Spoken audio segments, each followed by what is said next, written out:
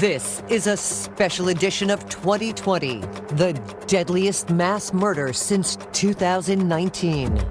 8 people killed, 7 women, 6 were of Asian descent, all fellow Americans. Each one of them we mourn. Fear, brutal assaults, and hate, all in the shadow of a pandemic. The shootings took place as violent hate crimes and discrimination against Asian Americans has risen dramatically over the last year and more. Why is this happening? And what's being done to stop it? What happens right now and over the course of the coming months will send a message for generations to come as to whether we matter. Right now, our reporters are live across the country with their experiences. Here now, David Muir, Eva Pilgrim, and Juju Chang.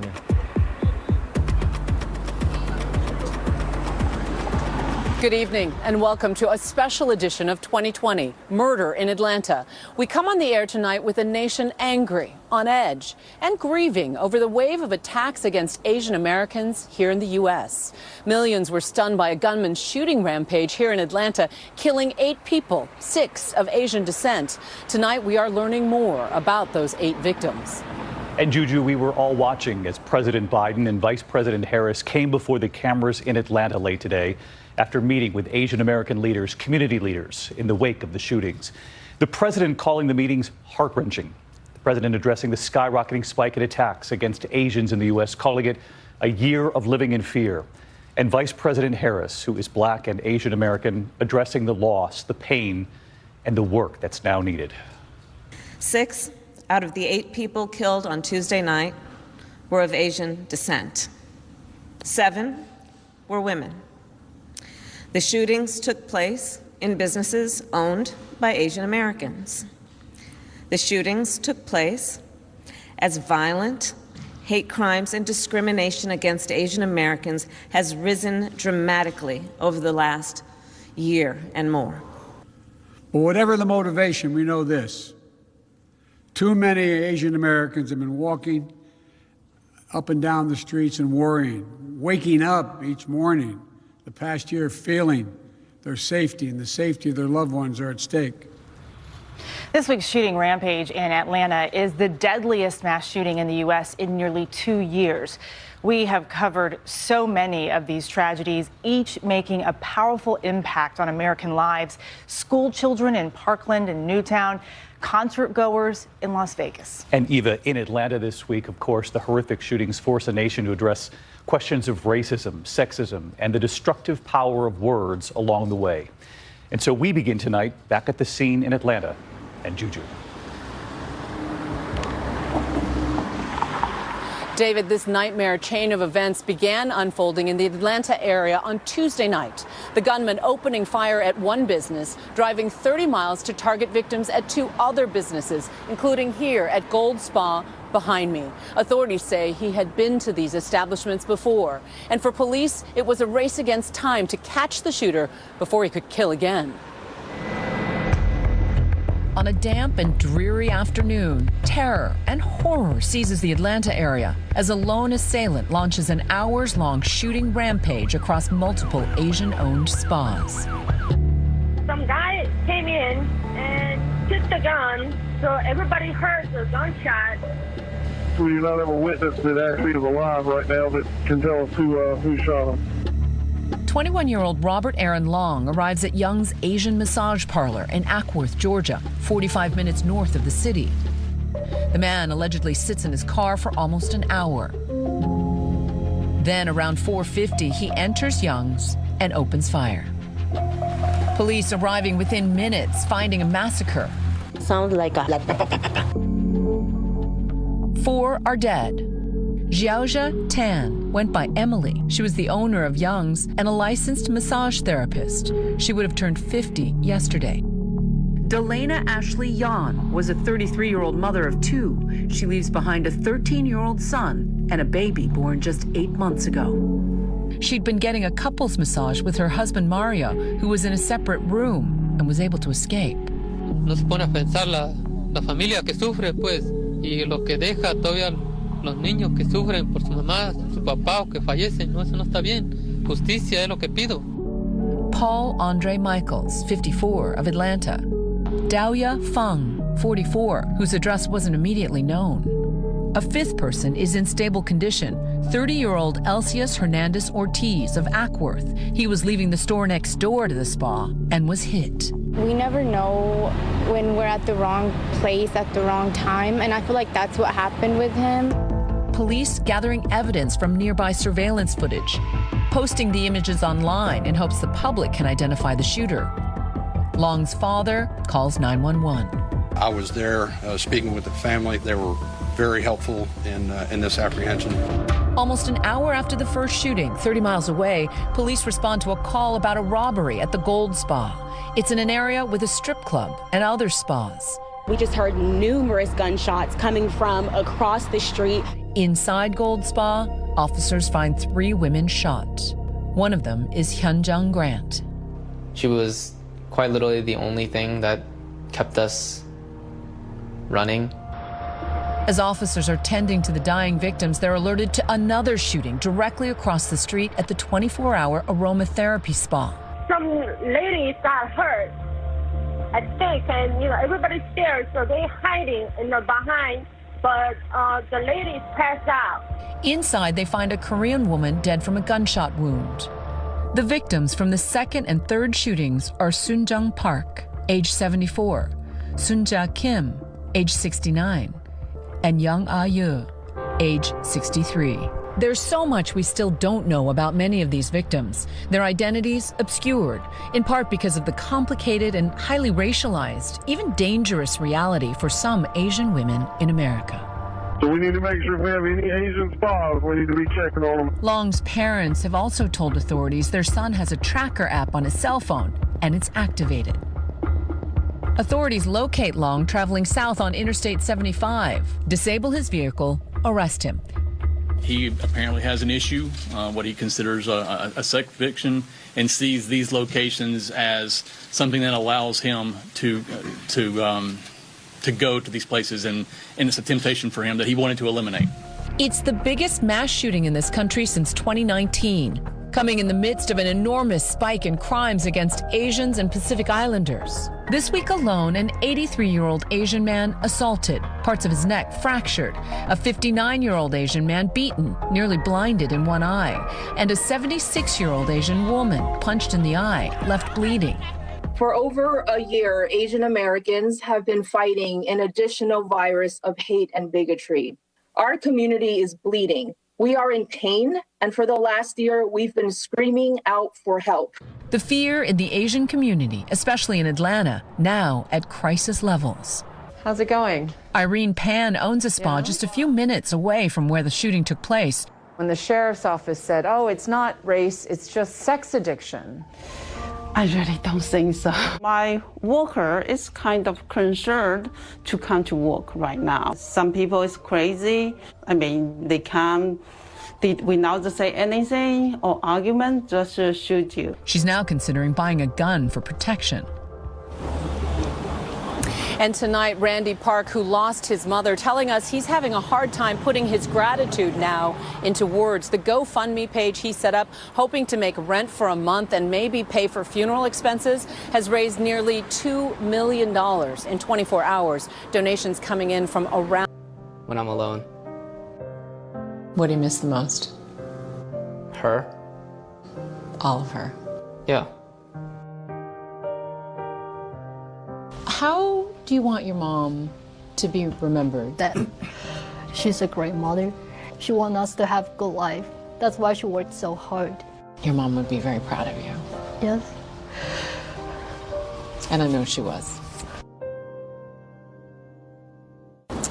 And you can see the outpouring here, candles and flowers blossoming on the sidewalk in front of Gold Spa behind me, and notes in Korean. And alongside the Stop the Hate hashtags, handwritten notes that say, we stand with our neighbors against racism. David? We certainly do, Juju. Thank you. And as we try to focus on these families, we are also learning more tonight about the alleged gunman. 21-year-old Robert Aaron Long. There remain questions about his motive, and authorities there in Georgia say they have not ruled out whether this is a hate crime.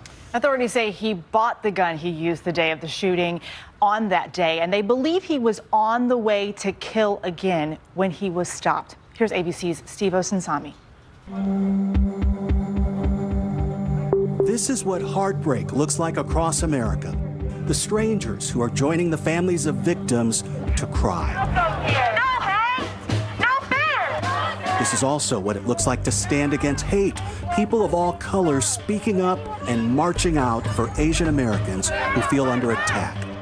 In all, 8 people were gunned down in this killing spree. And the number one question for the accused murderer, why? The suspect did take responsibility for the shootings. Investigators say that 21-year-old Robert Aaron Long told them he struggled with a sex addiction, and that somehow in his mind he thought he'd fix himself by targeting the 24-hour spas where he was a regular.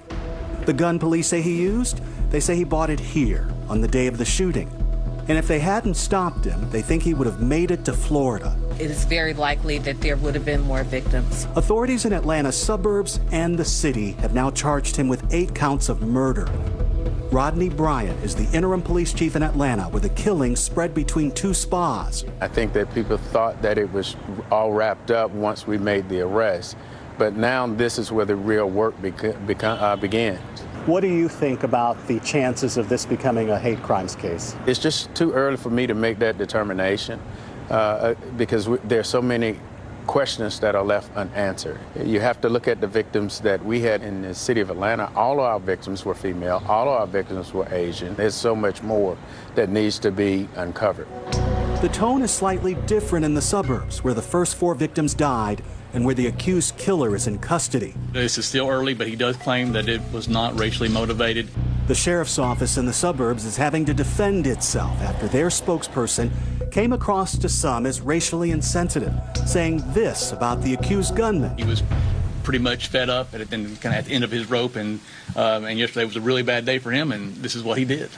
After that, it was a bad day for the sheriff, who removed this police captain from briefings on the case. It didn't help when people discovered this now deleted Facebook post by the same captain, telling his friends to buy T-shirts that say COVID-19 imported virus from China. It's the same type of message against Asians that people in the streets are trying to fight.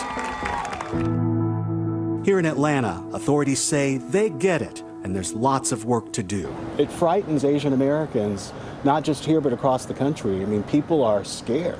We recognize the concern and the pain that they're going through. We're here to make sure that this doesn't fall through the crack, that we not miss one stone as it relates to investigating this case. Moments from now, Senator Tammy Duckworth and her concerns about crimes against Asians going unreported. The Chinese virus. Kung flu. The Chinese virus. It's got all different names. Wuhan. How his racist words are linked to violence against the Asian community. Then, the on-court experience that made basketball star Jeremy Lin speak out. He joins us with his story.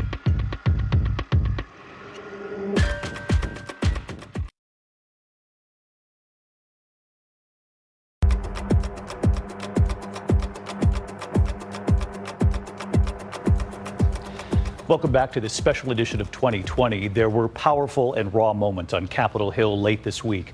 Testimony about the rise in hate crimes and discrimination against Asian Americans. Illinois Senator Tammy Duckworth adding her voice to so many others, demanding action when it comes to crimes against Asian Americans, most often going underreported in this country, and the destructive power of words used over the past year during this pandemic. I asked Senator Duckworth about all of this just a short time ago. Senator Duckworth, thank you for being here tonight. I know you testified on Capitol Hill late this week, the first hearing on Asian American hate in this country in more than 3 decades. You were very honest about what you've seen, and it's great to have you with us here tonight. I did want to get your reaction, first of all, to President Biden in Atlanta tonight. He said words have consequences, that this should be called coronavirus, full stop. Vice President Harris said in the last year that leaders with the biggest pulpit in the world were spreading hate. Do you agree with that? Do you see a direct connection, words that were used during the pandemic, with this rise in hate against Asian Americans? Yes, I do see a direct link between the, these hateful terms that President Trump has used and many of his supporters have used to call the coronavirus. And really, it's just this further effort to scapegoat and shift the blame away from his own failures onto the Asian American community. But unfortunately, it has grown into an all-out attack on Asian Americans across this country, and that's just simply not acceptable. You have called for formal investigations into crimes against Asian Americans in this country that you say go underreported and have for many years. You heard what the FBI director said, Christopher Wray, in the last 24 hours, that what we saw in Atlanta this week, he said that it does not appear the motive to be racially motivated. Do you agree with him on that point? Is this bigger than that? I think it's too soon to know exactly what the motivation was in Atlanta. I will tell you, though, that the issue is much bigger than the shootings in Atlanta. We have seen that race crimes, hate crimes against Asian Americans have risen by over 150% in the last year alone in our major cities. I wonder if you took note that we heard from both President Biden and Vice President Harris that whatever the motivation, they seem to put that right to the side today in addressing the American people, that this is bigger than that we must acknowledge that Asian Americans over the last year in particular, the president said, wake up in fear of verbal attacks. It talked about the attacks on Asian Americans, both verbally and that some have been physically attacked, have been killed, that this is real, and that regardless of what we've seen just this week in Atlanta, and however this is labeled by the local authorities ultimately, that we must have a bigger picture here about what's going on. Very much so. I think both the president and the vice president were right on point there to say that this is a bigger trend in the nation and that we have to stop it. And as leaders, we must make it clear that race crimes and hate crimes against AAPIs are not acceptable. They're not acceptable against anyone, but that there is a real problem here where an entire community of Americans have been targeted and scapegoated. And I think that's a key word there that the president used, scapegoating, because that's exactly what has happened to Asian Americans throughout our nation's history. I'm curious, Senator, we heard from that brave son here. He and his brother left without their mother, Hyun Jung Grant. His name is Randy. He penned a letter about his mom saying she is a single mother who dedicated her whole life to providing for my brother and I. She was one of my best friends, he said, and the strongest influence on who we are today. I'm curious, how do people watching who feel for that son, who feel for all of these families here, and who want the hate to stop, and are wondering at home tonight, what can I do as a lone American? What would you say to them? What I would say to them is stand up and speak out when you see instances of racism happening. You have to call out bad behavior instead of turning the other way. We've had Asian Americans attacked in public places and no one comes to their aid. No one comes to their rescue.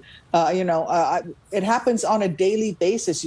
Somebody makes racist comments in a grocery store. My own mother, when she goes grocery shopping sometimes, has to endure racist comments, from other shoppers. And the people around them may hear but say nothing. So, every individual can make a difference. You can teach your children that these are racist terms and this is not acceptable. You can model the best behavior and call it out when you see it happening, because it's happening all over the country.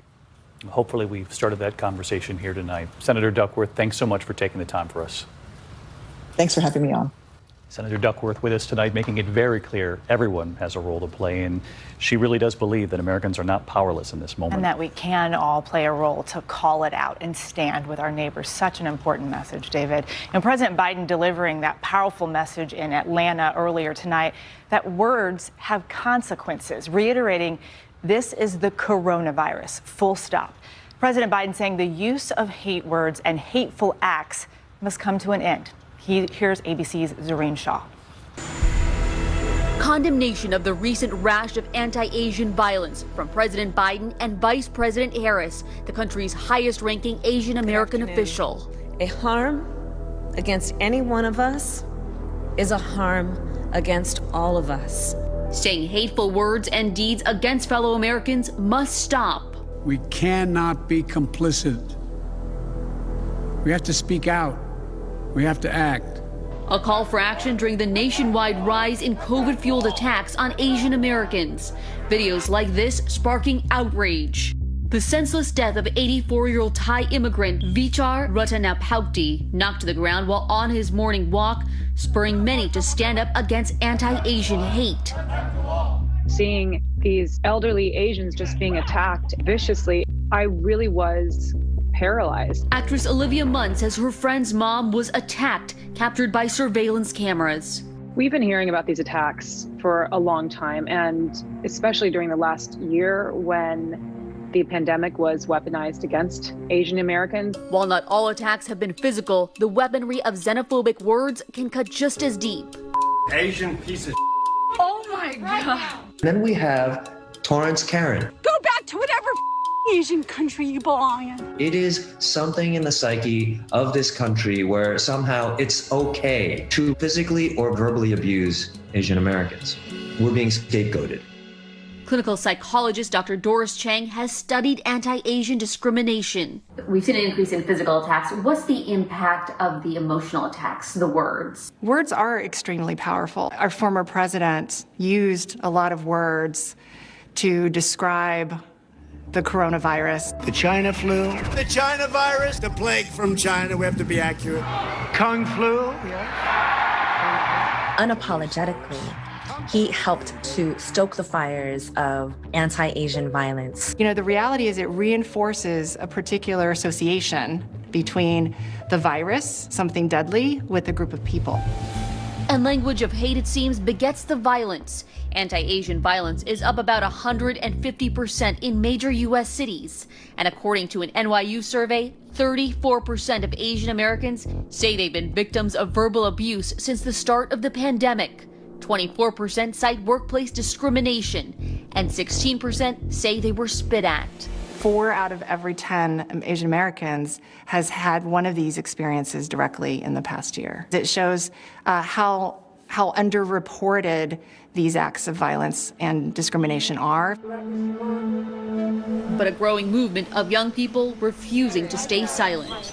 We're sick and tired of being invisible and ignored in our country. The pain of the Asian community has been muted for decades. The destructive power of words. And we'll be right back in a moment with former presidential candidate Andrew Yang and his wife Evelyn Yang and her own bravery with what she has faced. The special edition of 2020 continues here in a moment.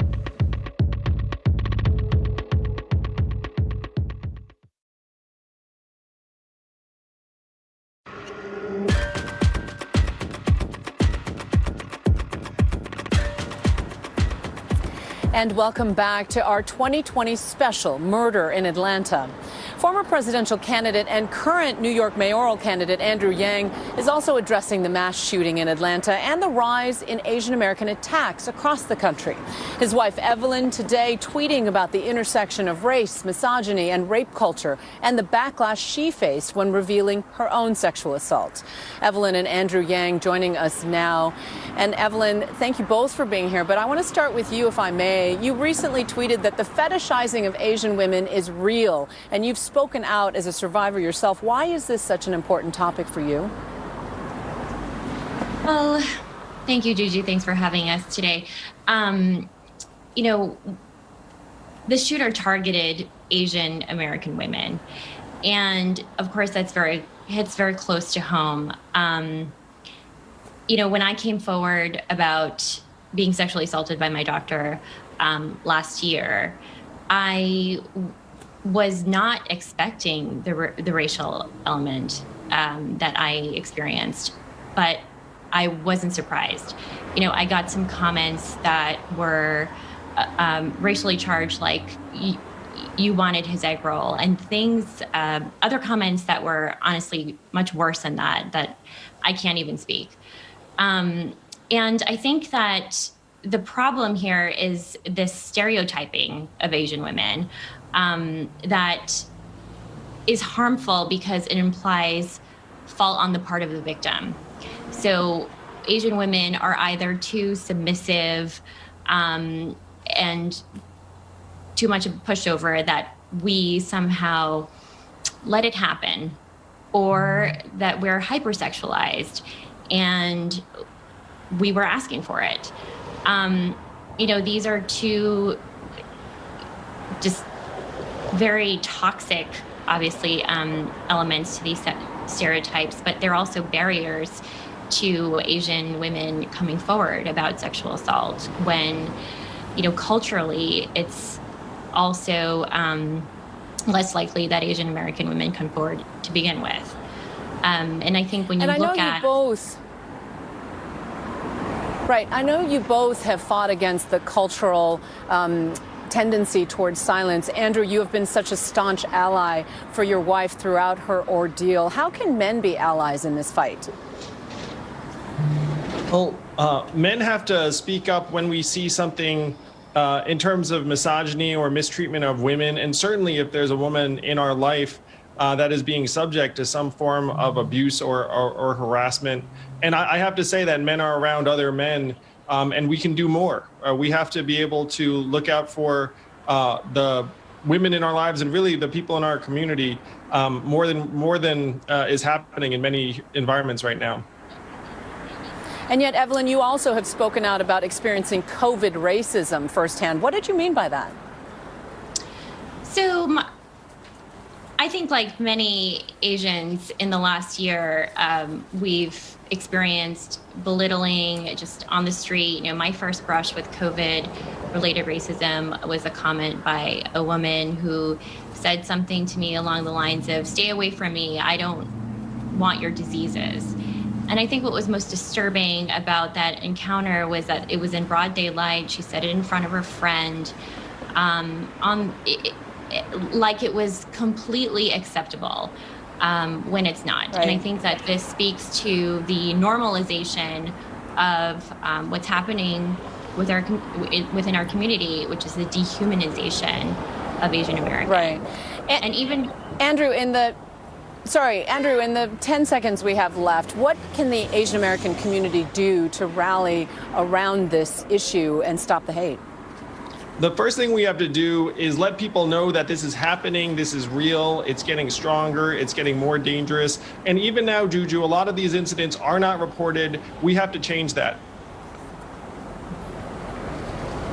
Thank you for being part of the change, Andrew and Evelyn Yang. Thanks for being with us. David? Juju, thank you, and to the Yangs. And when we come back tonight, Asian Americans from every corner of this country, in their own words, on the hurt caused by stereotypes and why we can no longer look the other way. And former NBA star Jeremy Lin speaking out and sometimes worrying he's saying too much. But the moment is here, and he's not about to stop now. We'll be right back.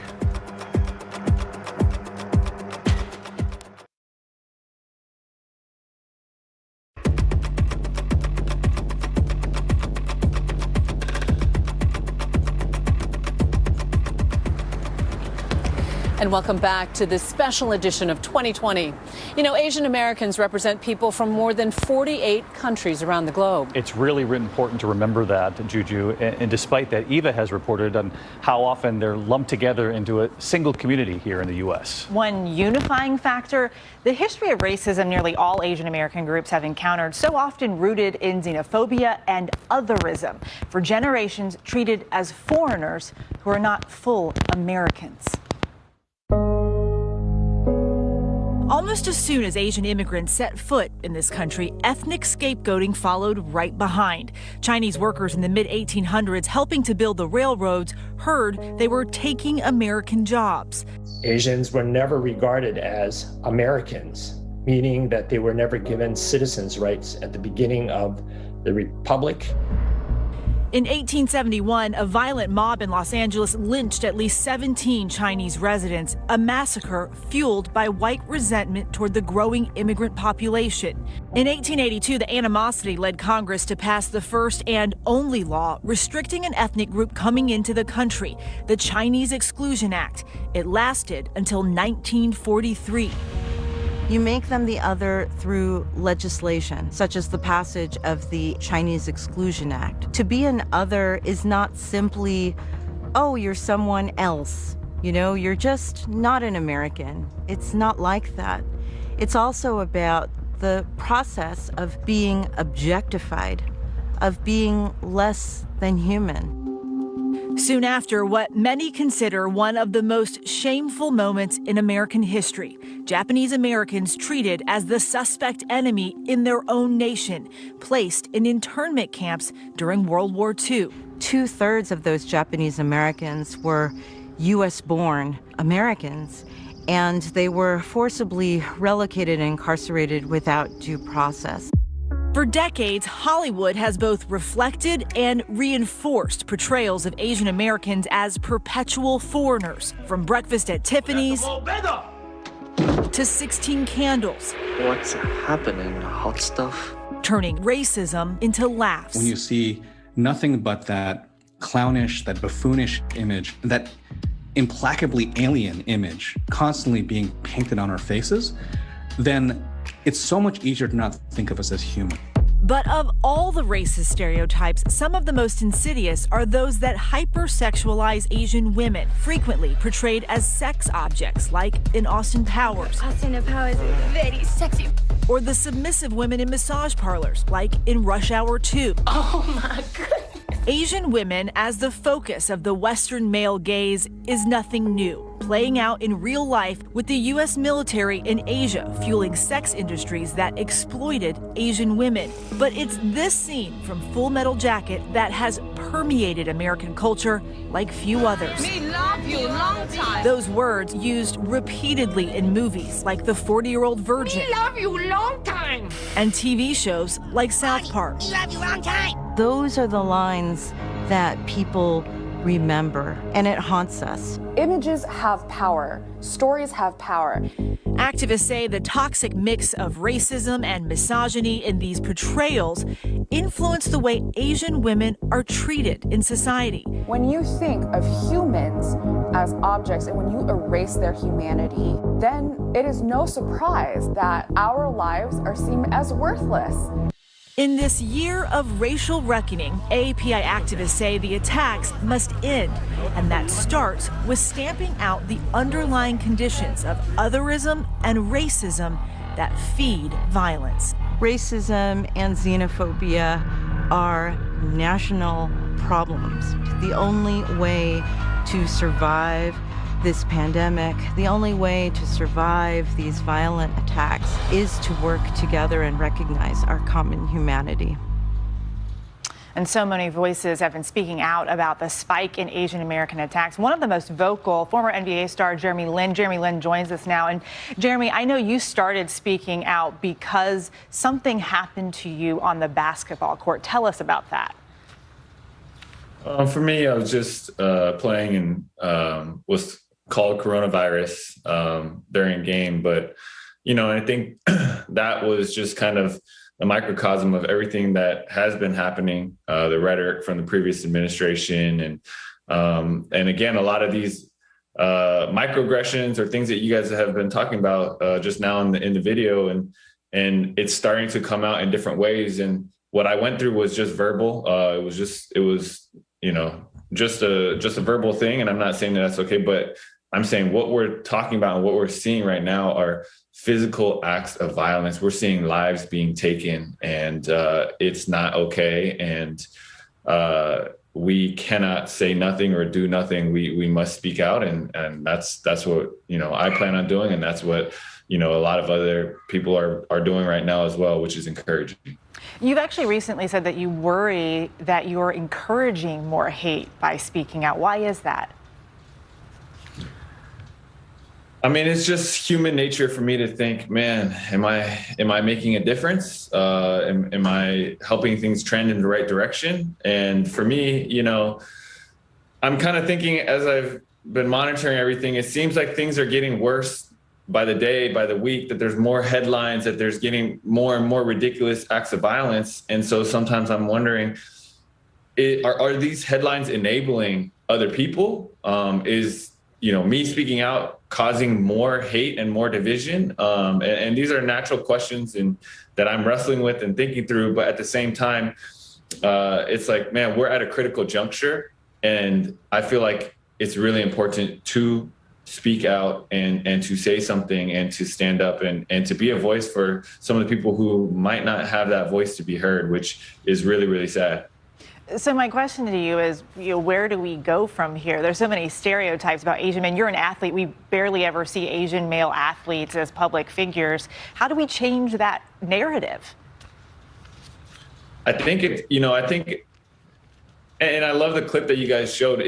We're able to see that as multi-generational and systemic, right? So this is not something that is going to change overnight, and this is not something that is going to happen easily. This is going back even to the railroad, if you look at the railroad, Asians built 90% of it. And then when you think about the way that it was marketed, or the pictures at the very end, when they finally put the last pin in and they nailed it down and all this, and there's no Asians to be seen in the photographs and the media and the marketing. And then it goes from there, and you see the Exclusion Act and the Japanese internment camps and different things like that. This is a long, deep rooted issue. But what we can do right now is just to talk and bring awareness around it. And I think at the very least, if anything, by talking about it, more people will hear. There will be more accountability. And I think naming and having the issue be upfront in conversation is the start of it. And then it's going to be on policymakers and different things going forward. But at the very least, that's where we can start right now. And Jeremy Lin, people just want to be seen. That is definitely the message. We appreciate you being here with us tonight. And David, he portrays such an important image for people to see that is so against the stereotypes that everyone has of Asian men. No, and I love that conversation. I mean, so brave and candid about the power of his own words, wondering if they'll have impact. And I hope that we can just tell them that they are, and they're more needed now than ever. That was really great, Eva. When we come back here tonight, the stories from all over this country, the attacks happening in big cities and in small towns, and our local ABC reporters are standing by with what they've witnessed in their own communities. This is powerful and eye-opening, and we'll be right back.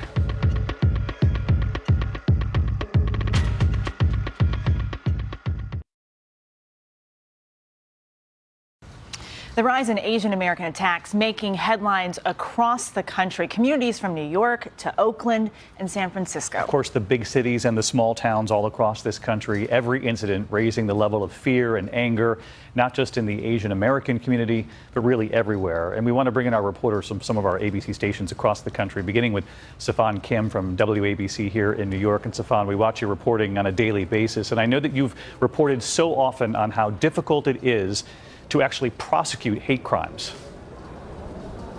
That's right, David. Hate crimes are the only crimes that require a proof of motive. So what investigators oftentimes need is some kind of racial slur being hurled. But as we've seen from so many of these attacks that we've covered, oftentimes no words are exchanged. So part of what we've been doing through our reporting is asking the question, why not in these gray areas where investigators struggle with how to categorize these crimes, at least absent of any obvious motive, no words exchanged, unprovoked, at least investigate the possibility of a hate crime. Now, credit to the NYPD, it has come around to understand this point of view from the community, and so as a result of our reporting, it has gone from no words exchanged, not racially motivated, to no words exchanged, unprovoked, investigating the possibility of a hate crime. But of course, charging the suspect is just one step. Prosecuting is a whole other challenge. So here in New York, there is a movement to change the definition of a hate crime. David? Safan, great to have you with us here tonight. And stick with us here. We want to bring in Nidia Han from our ABC station, WPVI in Philadelphia, who wrote an op-ed in March of last year in the Philadelphia Inquirer about the hateful speech Asian Americans were experiencing due to COVID. And essentially what she wrote came true. And Nidia, I know that was right at the beginning, and you've described subtle racism against Asians being ignored. What do you think people can do to combat this? Eva, an honor to be with you tonight. One way to combat subtle or casual racism is to educate by calling it out for what it is, damaging and unacceptable. We know words, pictures, so-called jokes have a profound impact, perpetuating this false notion that we are the forever foreigner or the enemy or people to be objectified. And the violence we're seeing today is deeply rooted in those very sentiments. So let me give you two examples of what can happen when we call out and shine a light on this kind of behavior. In Philadelphia, a hoagie shop posted a racist menu item, something it called COVID mac and cheese. A labor union board member posted a racist meme on social media. When those stories were amplified, the menu item was removed and the labor union board member resigned. Those are real results, real consequences. And Eva, I think that is one way we can change our narrative in this country. Nidia, there's power in speaking up, that is for sure. Thank you. And now we go to Dion Lim from our ABC station KGO in San Francisco. Dion has quite a reputation for digging the stories up there, and a lot of your reporting, Dion, I know has come about because victims have found you on social media. They've used direct messaging because that's where they feel safe enough to tell you about what's happening in your community. That's right, David. These are victims who are at the lowest points in their lives. They are petrified, and the last thing they want to do is report their crime because of a number of reasons. They're afraid because they don't think others will believe them, or two, maybe there'll be retaliation. So what they do is they go to social media where they can feel a connection with me and therefore share their story and be empowered. It's a very special thing, David. All right, Dion, thank you. And thank you at home for watching. This is just the beginning. From all of us here at ABC News, good night. Tonight, on an all-new 2020, a young woman is missing, but her family had to fight so hard to get any national attention. Why is no one saying Tamika Houston's name at the same time as Natalee Holloway or Laci Peterson? I went to the key locations to follow the investigation. A search warrant to test for possible blood. In your heart, you're thinking something's wrong. I knew at that point that time was of the essence. She's gone. Like, we have to find her. She has to be in danger. It was just like, oh my God, what's going on? You went to Spartanburg. You wanted to see the location. If you're looking for somebody, you gotta go. You gotta look for them. I remember just sitting outside of her house in the car by myself, still not knowing what's going on. I wanna know before I leave here, y'all gonna tell me something. Either she dead or we done found her. You're Tamika's last known boyfriend. Yeah. You've got to know that people are going to look at you. I told them, you're wasting time. Tamika's home is here, and then they find the car across town at this apartment complex, which made no sense. I saw this vision of someone looking through these woods or these bushes. I knew it was connected to Tamika. Was that a real moment for you in this investigation? The key unlocks a door? We talked about her not being here at 25. You talked about her not being alive? Yes. What do you mean?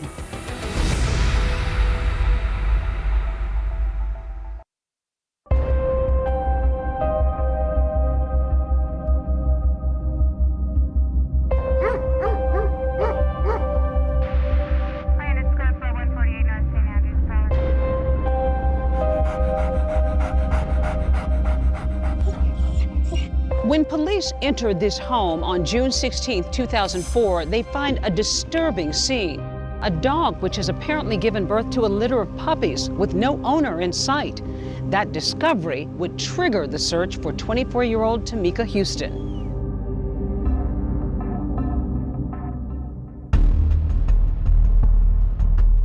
You get a call from Tamika's aunt that she's missing. How frantic was she?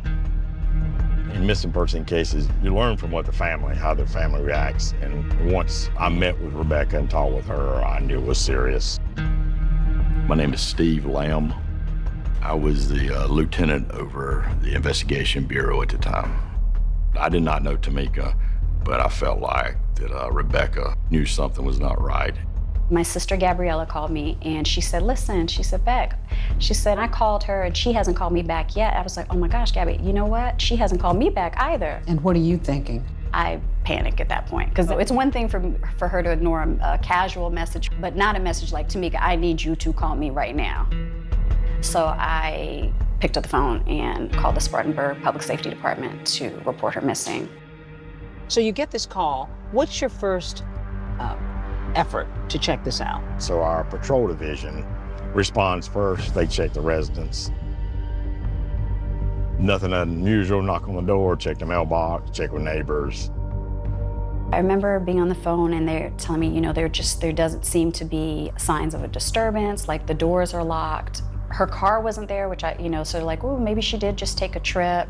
To be honest with you, it was typical for her to, go through a moment where she was just doing her own thing. So it didn't really raise any red flags. Tamika's parents were divorced. Her dad lived in South Carolina and her mom, Gabriella, lived in Virginia. It wasn't unlike her to get in her car and drive from Spartanburg and show up at Gabby's doorstep with no notice. Showed up in Miami and called me and was like, hey, I'm gonna come down for dinner tonight. We had family all up and down the East Coast. Just no one had heard from her. At what point do you go in? One of the investigators felt like there was an odor coming from the residence. Well, I knew that, there was potentially a crime scene. Honestly, I expected to find her in there, but she wasn't. They did a wellness check, and they found things in her home that were completely inconsistent with her personality. There was a dog inside and a puppy, and I think there were more puppies at one time, but they had died. The dog had drank all the water out of its bowl, eaten all of its food, drank all the water out of the toilet.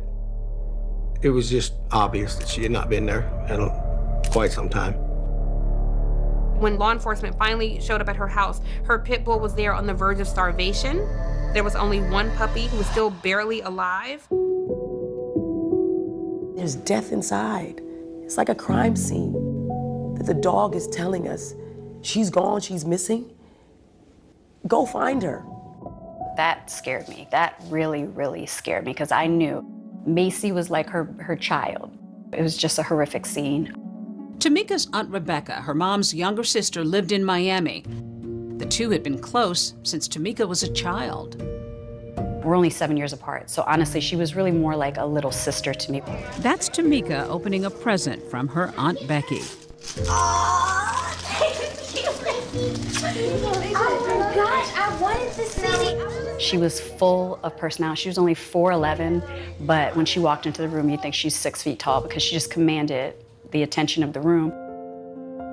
Me and Tamika actually met in junior high school. She had just transferred from another district, and I was assigned to her that day. Kind of showed her around the school, became fast friends. What was the bond like between the two of them, Tamika and Zelda? Zelda and Tamika loved each other. They were, thick as thieves right away. They were more than friends, they were sisters. At the time, Tamika lived with her father, Anthony, in Spartanburg, South Carolina, where she would eventually settle. She loved my dad. They fuss, fight, just like any other father and daughter relationship. But I do know that my dad, he loved the ground that my sister walked on. My name is Antonia. Tamika was my big sister. I couldn't tell that she was much older than me. Like, she was always playing the games that I wanted to play. They said my sister had a temper. Like, she would snap on you in a blink of an eye. But she was a really good person. She was free-spirited and very, very spiritual because she grew up in a church. She had a humble spirit. That was just, oh my God, that was just so different. She was talented. Oh, she had a voice, yes. Yes, she could sing.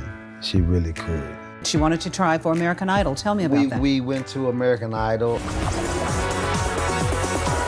God, that was an experience. Over 10,000 people packed into the Georgia Dome. We were excited. We were happy to be there, and she made it through the first round. Her favorite artist was Lauryn Hill. She could sing her songs just the way that she sung them.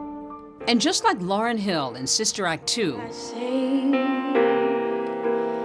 because I'm happy. Tamika does a rendition of His Eye is on the Sparrow at her aunt's wedding. His eye is on the sparrow. She sang at your wedding. She did, yeah. It's one of the most special memories we have. We talked about it for years, even before I was engaged to be married. I'm gonna sing at your wedding one day. He watches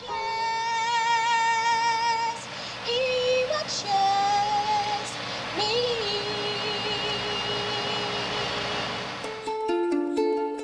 Everyone talked about her big voice and this tiny, tiny body that you just would not or could not ignore. You were just drawn to her, and strangers were drawn to her. She was real little, I think, too open-hearted to folks, and a little bit too trusting. She had a soft heart for people and for animals. Yeah, she loved animals. I'm not a dog person, but Tamika loved her dogs.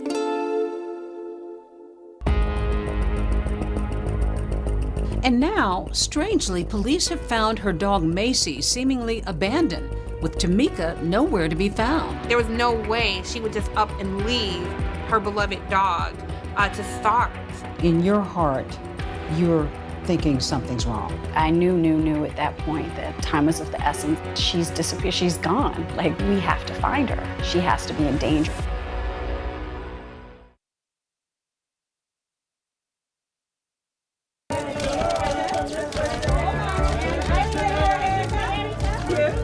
actress Erica Alexander shining on the red carpet after starring in the Oscar-winning movie American Fiction. One day maybe you'll learn that not being able to relate to other people isn't a badge of honor. But so many remember her as that hard-charging lawyer in the 90s sitcom Living Single. Look, I'm the lawyer here. I know how to work the system. Erica's also an activist and a documentarian. In 2020, in the midst of protest over racial injustices in this country, she was approached about creating a podcast about Tamika Houston's disappearance. And at the time I thought, actually, probably no, because I knew then that very few people would want to make something about a black girl. But then, of course, I said yes, thinking, well, if not you, Erica, who? Audible Originals presents Finding Tamika, hosted by Erica Alexander. Months of reporting leads to Finding Tamika, a 10-part true crime audio series executive produced by actor and comedian Kevin Hart and influential radio host Charlamagne Tha God. Kevin was on the same time that I was. He was like, man, this is a story that we need to amplify because of the epidemic of black women that go missing in this country. You really gave a lot of your life to this story. That's what it needed. It needed sweat equity. If you know anything about Erica Alexander, if you ever worked with her, she's hands-on. I hunted for clues and explanation with the family. I rode along with a detective who trailed the case, all with a goal to truly find out what really happened to Tamika. You went to Spartanburg. You wanted to see the location. Yeah. You needed to be there. It was important to be there because everything took place there.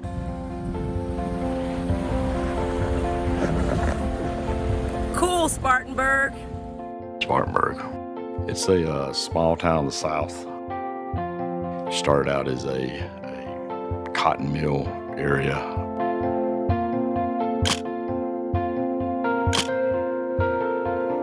A lot of people come here to raise their families. So I would describe it as a place that you can call home. If you look at the statistics, I don't think Spartanburg is per capita any more violent than any other. But like every other jurisdiction, you know, you're far more likely to be killed by somebody that knows you than you are a stranger. I remember just sitting outside of her house in the car by myself, still not knowing what's going on. And then I heard that my sister was missing. We definitely thought like she would be walking down the street in a minute. I remember Rebecca calling and saying that they were coming here to meet with the police department. It was just like, oh my God, what's going on? I booked a flight and I had to come here. Rebecca, well connected in the PR world, jumped in to use her experience in the media to help spread the word about her niece's disappearance. The first thing I did after landing was go directly to the police station. I remember being very fixated on getting the public information officer to do a press release. I remember saying she wasn't going to leave the building until someone did some media stuff, and we did. And I think just of her persistence that I felt like it was important. Tamika's mom, Gabriella, makes an emotional plea on the local news for her daughter's return. I know deep down in my heart that somebody knows something, but please, we plead, just let us know where she is. We just kind of designed a flyer, and we're just putting up all around town. Flyers have gone up in her neighborhood to help police. At the top, in bright red type, was the word missing. Below it, in black, all caps, Tamika Antoinette Houston. Next to a description of her tattoo was a photo of Tamika. It's the Tamika everyone knows, confident, assured, and in control. What are you hearing from her friends around that time about her habits? Yeah, a lot of her friends are thinking she's out of town, and a lot of people originally are saying that that's not unusual. They thought she was going on a trip, and all those little possibilities we have to run down. Normally, she would have told someone, some family member, where she was going or if she was going somewhere. When she disappeared, Tamika was living alone. She had recently quit her waitressing job, and her family says she was trying to find herself. The reason why it took a moment for it to be discovered that she was missing, because she was at a crossroads. She wasn't working. She had told her mom that she wanted to return to school. She had broken up with her boyfriend. She had broken up with her boyfriend. So it was just kind of like a perfect storm of events. You're her last known boyfriend. How did you meet, and what was special about her? My family had a corner store. It's called Shirley's Pantry. And I leave the pantry and I saw Tamika, and Tamika's 4'11". Small. Yes, but thick in the waist. Very thick in the waist. So, and I could see she was very attractive. As I was getting on my motorcycle, I heard a voice say, "Do you have an extra helmet?" So I said, "No, you can wear mine." And it was like love at first sight. It was like a trust love, not just an attraction. You know, something deeper than that. Tamika was someone who came into Terrance's life like a comet. He was newly separated, and her boldness and free-spiritedness was a breath of fresh air.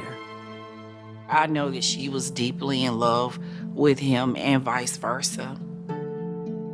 I remember Terrance being a funny guy.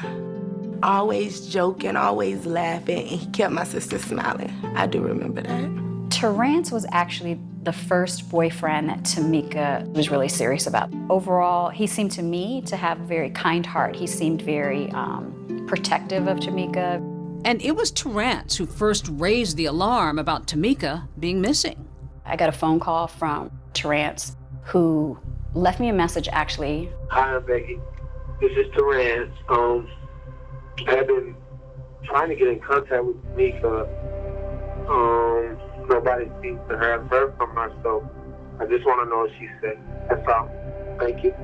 He said that he hadn't been in touch with Tamika, that she wasn't returning his phone calls. My instinct was that I know that one of the last conversations I had with her, she had told me that they had broken up, so I thought that she was perhaps just avoiding him, but surely she wouldn't avoid me, so I'll just call her. Days with no word from Tamika, Rebecca contacts the Spartanburg Police Department asking them to conduct a welfare check on her home. So it wasn't unusual for her mother or relatives not to have heard from her for a while. Nobody was alarmed right away. Not right away. Not until we went to the house and Macy was at. Tamika's ex-boyfriend, Terrance, kind of got the ball rolling, started calling people. He's the one who told everybody that he couldn't find Tamika. So it's a very ironic thing to be the person who calls Rebecca and the mother, Gabby, and says, "I can't find Tamika." And suddenly the eyes start turned toward you.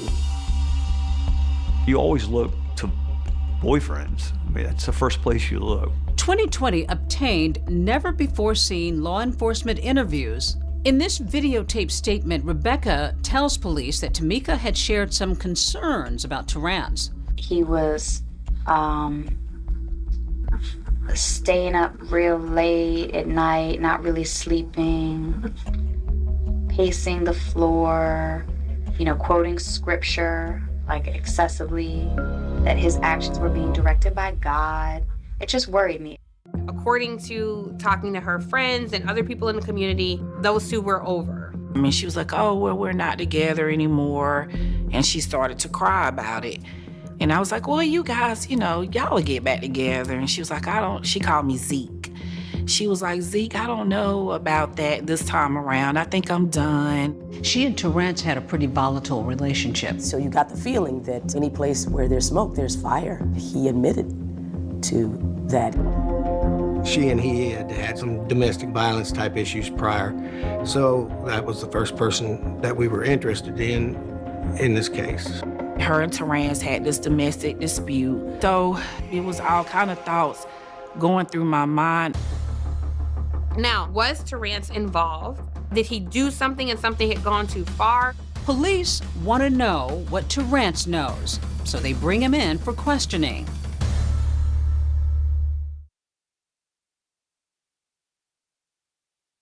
Laci Peterson was 8.5 months pregnant when she disappeared from her Modesto home Christmas Eve. Her husband Scott says he was out fishing when she vanished. Around the same time Tamika has gone missing, Scott Peterson is in the news. He's a suspect in the murder of his wife, Laci. Scott Peterson attended this New Year's Eve vigil for Lacey in Modesto, California. All the way across the country in Spartanburg, South Carolina, Tamika's family is holding a vigil too, and all eyes are on her concerned ex-boyfriend, Terrence. We really worried about her. Been by Tamika's home and none of her mail has been picked up. She hadn't called her mom. There's a vigil for Tamika. Mm-hmm. You attend this vigil. Mm-hmm. You're Tamika's last known boyfriend. Yeah. Now she's missing. You've got to know that people are going to look at you. Yeah. Oh, yeah, I was prepared for that. Terrence was at that vigil, and some people were looking suspiciously at him. I know that Anthony, Tamika's dad, had strong feelings about that. I felt like maybe he wasn't being as forthcoming about information, and I just wanted to make sure that he was telling me everything he knew, and that if he wasn't going to tell me, that he was at least being forthcoming with police. And now with cameras rolling, Terrence is ready to answer some questions. Yeah, I want y'all to tape it. Yeah, do that, man. Yeah, that's... Yeah. No, I'm gonna do that. I'm gonna shut the door. Ain't no problem. That's fine. Yeah. Good. We started following up on past history and interviewed him to see if he may be linked to her disappearance. If you talk to anybody, man, that knows me, man, I ain't nothing but love, man. I ain't nothing but love. And I, you know what I'm saying, I have been for the last 2 weeks, man, Scott Peterson. He was pretty open about the fact that there had been violence in their relationship. That's not something that most people volunteer. So the fact that he was honest about something that was inculpatory, I think tended to make them believe him a little bit more when he said, look, I haven't seen her. I understand why you're talking to me, but I didn't do it. I could disappear on y'all and make y'all do some work. My people been loading up, man. You want to leave here? I'm like, no, I don't want to leave. I want to know before I leave here, y'all gonna tell me something. Either she dead or we done found her before I leave here. You tell police that even though you've broken up, that you still have feelings for her. We had to separate. But the bond, it wasn't going nowhere. I love her, man, and I miss her, and I want her to come home.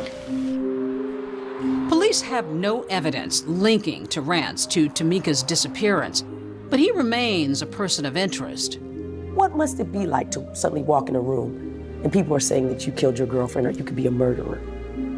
Where do you hide? Where do you go? You don't.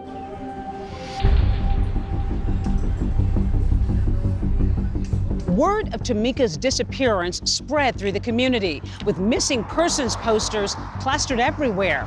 One at this gas station caught the eye of a woman who noticed the description of Tamika's car matched an abandoned vehicle at her apartment complex. Sunday, I got called at home and said that patrol officers had found her vehicle on the other side of town. Tamika's home is here, and then they find the car across town at this apartment complex, which made no sense. Yeah, no, not at all. And I think for a while it confused them. You find the car. What's your first assessment once you find it? We knew it had been there a while. The windows was cracked. It had been raining in them. And we could not link her to being anywhere in that area. And there's really nothing forensic-wise that we recovered from that vehicle. It wasn't like there was her blood or DNA or anything.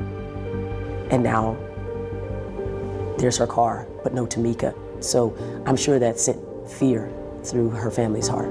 That was really tough, because when you're going through it, it's like your emotions, it's like such a range of emotions, because at first it's like, oh my gosh, they found their car. You're thinking, oh, well, maybe she's just been staying with someone. So, oh, this is the break that we need. But then, you know, when we all descend upon, the police are kind of like, it kind of looks like this car has been here for quite a long time. It just makes you even a little bit more desperate. Kids, they used to say to me, like, your sister's dead. She's never coming back home. Y'all need to stop searching for her. Finding Tamika's abandoned car was a blow to her family. But inside it, police make a key discovery. Her car was found at Barksdale Apartments. And during the search of her car, a key was located. It was a set, I believe, 5 or 6 keys.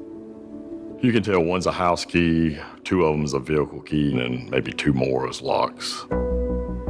They didn't fit her house. They didn't fit her car. We didn't really know what these keys were for or where they had come from. That led us in a little bit of the right direction and also into more problems. You find keys in this car that don't seem to belong to her. Correct. That was a critical moment. Yes. We had no clue where they went to. That was an added mystery that the police were dealing with at the time. Now that Tamika's car has been discovered abandoned, detectives want to go back and take a closer look inside her home. But once we found the car, that kind of started the case to be more suspicious that there may be something criminal involved. I just remember being across the house. As it started to get dark, they were spraying the luminol and that very eerie, emanating purplish blue lights that you see coming from the house. And that was really difficult because it felt very surreal and it was terrifying because you're like, what's going to be revealed? No signs of foul play, no new leads at Tamika's house. But then, Department 911. A 911 call sends police on a mission.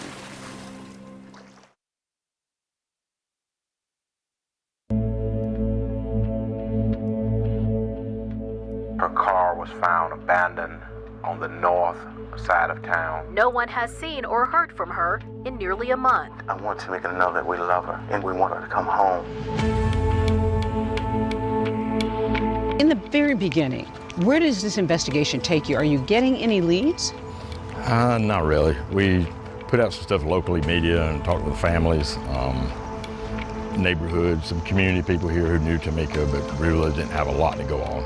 And you get this 911 call. Yes. Department 911. My brother just came to my house and told me that he killed his girlfriend and put her in Cleveland Park Lake. You have a 911 call that talks about someone being put in the lake that's been killed, and it's pretty much the exact same length of time the car had been sitting in the parking lot. Did it sound credible that somebody might have tossed somebody in this just small lake? It sounded credible to us, just the way the guy was talking. Where does he live? He stay over there in Barksdale. The Barksdale is the same apartment complex where police found Tamika's abandoned car, and it's just blocks away from Cleveland Park Lake. Police get wind of a 911 call that happened about the time of her disappearance. You listened to it. What did you make of that? Who is making this phone call? And they're talking about dredging the lake and doing all these things with the lake. It just adds kind of to the desperation of the situation. We actually put some divers in that day, 2 local divers, and they couldn't find anything. And then we put cadaver dogs were here as well, and they kind of cleared it.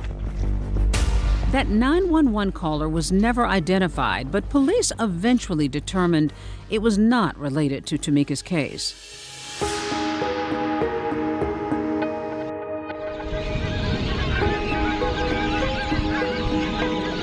You get a lot of calls, most of which turn out to be either innocently mistaken or crank calls. Someone had reached out to me and said that they were a psychic and they could provide me with information where Tamika was. And all I needed to do was Western Union them. And you did? I did. Just out of desperation? Just out of desperation. And he gave me this ridiculous story of, that she was being held against her will, and just very vague information. In hindsight, I know better. That's the downside of publicity there. Lots of crank calls. The upside is you get some really, really good information. In fact, there were those who truly wanted to help the family.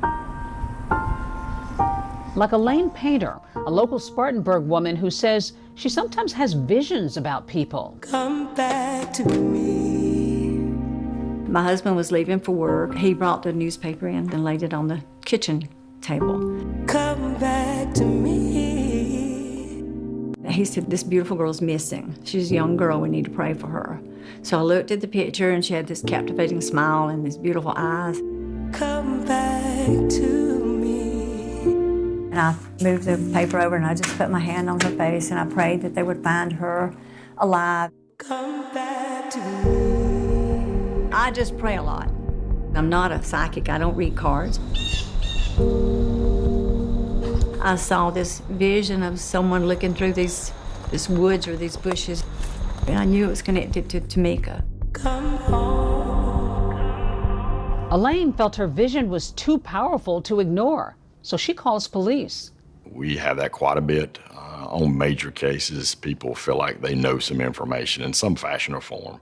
We listen to everyone who contacts us. We rode around a few places, and she knew some things about some areas that we've had major crime scenes. They stopped by this lake. He said, "Do you think she could be in the lake?" I said, "No, she's not in the lake. You won't find her body in water anywhere." He said, "Do you think she was shot?" And I said, "No, she wasn't shot. There was a lot of blood." I guess I thought I was just gonna ride over there and I was gonna see this guy looking through some bushes and say, "Okay, case solved." But I would go back home crying every time because I thought God sent me to find her. I couldn't, so what am I doing? I'm wasting their time. Miss Painter was very humble, amazing lady, was just trying to help out in the case. And I wanted to listen to her. Police are actually open to Elaine's help. And months later, she goes on another ride along with them after she says she has a new and very specific vision. I could see blood, her crumbled body on the left side of the closet. A closet? Police aren't sure what to make of this. I can't stop searching. But they do know that time is of the essence, and Tamika's Aunt Rebecca is doing everything she can to push for more public attention. You're a PR exec. Your husband's an NFL player. If anybody should be able to attract attention, I would think it would be the two of you. Yeah, you But yet you're struggling to get the message out. Right. I was used to the media being, enthralled with these stories. I assumed that I was going to be able to get that sort of attention for Tamika, and I could not have been more wrong. It's hard to beat the media for getting a face out there. Whatever leads it could generate, that's what she was after. I need all eyes looking for her. Anything that anyone I could reach out to, I was. While Tamika's case did get local news coverage, Rebecca noticed that some other missing women were getting widespread national attention. 27-year-old Lori Hacking went for her morning jog and never returned. Tamika was missing, actively missing. I really had no leads on where she was, that it was pretty devastating to see Lori Hacking's case become a national story really overnight. And you're being met with silence. Yeah. How frustrating was that? Extremely frustrating. But her persistence pays off. Tamika's case is now getting noticed by John Walsh's America's Most Wanted. Tamika Houston is a young woman who disappeared down in South Carolina. Will the spotlight on her case now lead to finding Tamika?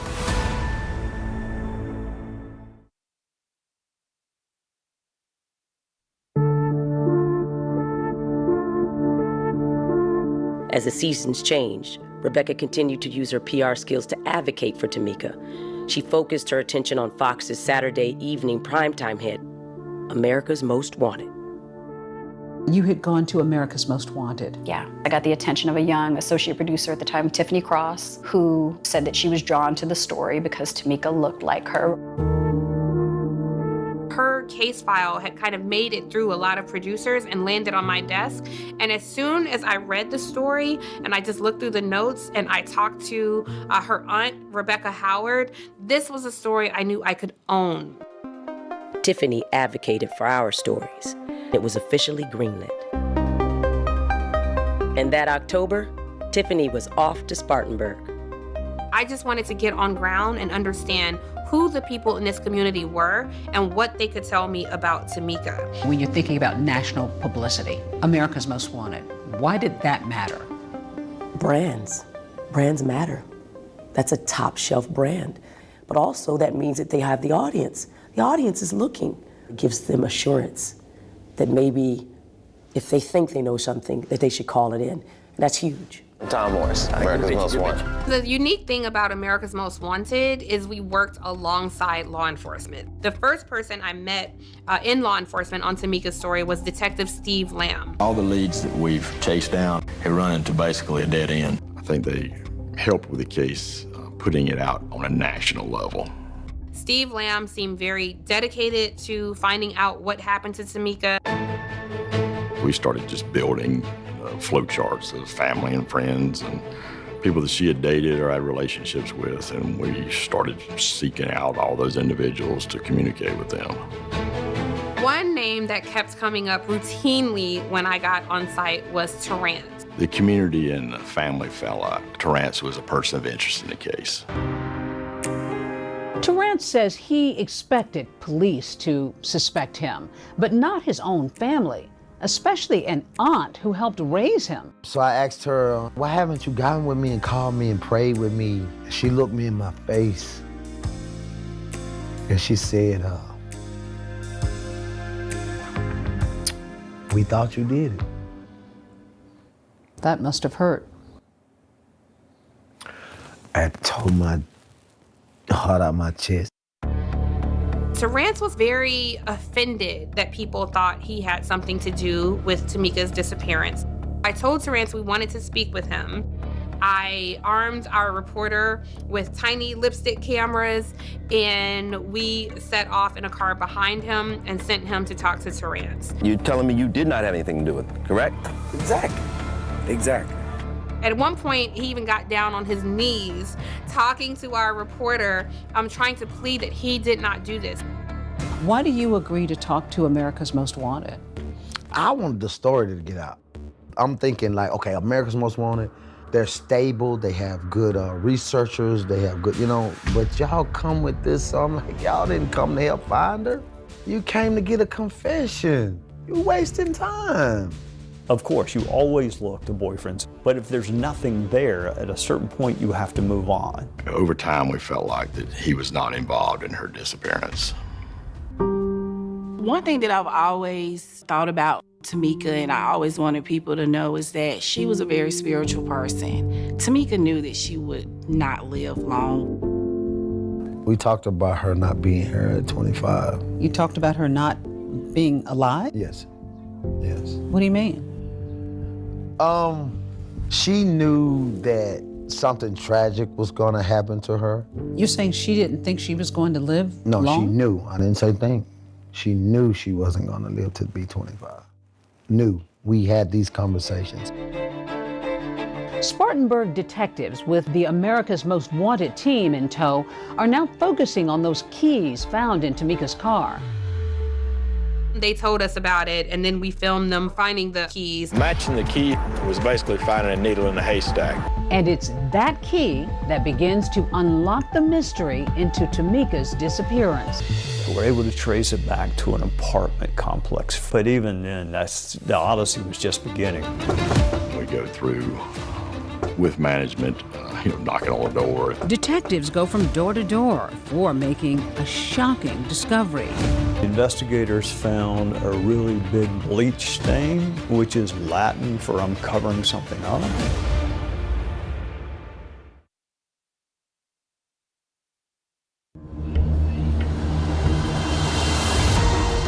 In the very beginning, where does this investigation take you? Are you getting any leads? People knew that Tamika had gone missing. Was that a real moment for you in this investigation? You finally, the key unlocks the door? I thought it'd be something like this. Saying on TV, but not in real life. That was the key piece of evidence that they needed to figure out what exactly happened to Tamika, and that was just the beginning. People had seen her here. Yes, had seen her and thought that she had dated someone. Entering apartment 215, Fremont Apartments. The investigators found a really big bleach stain, which is Latin for I'm covering something up. And his explanation for the stain was that it was red Kool-Aid. Red Kool-Aid. Which is amazing in a way, because this leads to the discovery, which leads them right here. I thought you had to be a monster. You said that this case touched you like no other had. Why? Because I know how much Black girls don't matter.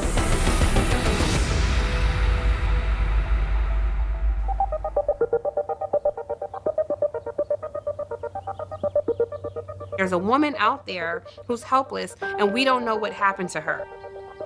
Family members say Tamika would never leave her pet home alone. The weeks turn into months.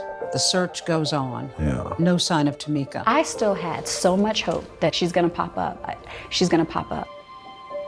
Tamika's black Honda CRX was found here at the Barksdale apartment complex, but there was no sign of a struggle, no blood, no Tamika.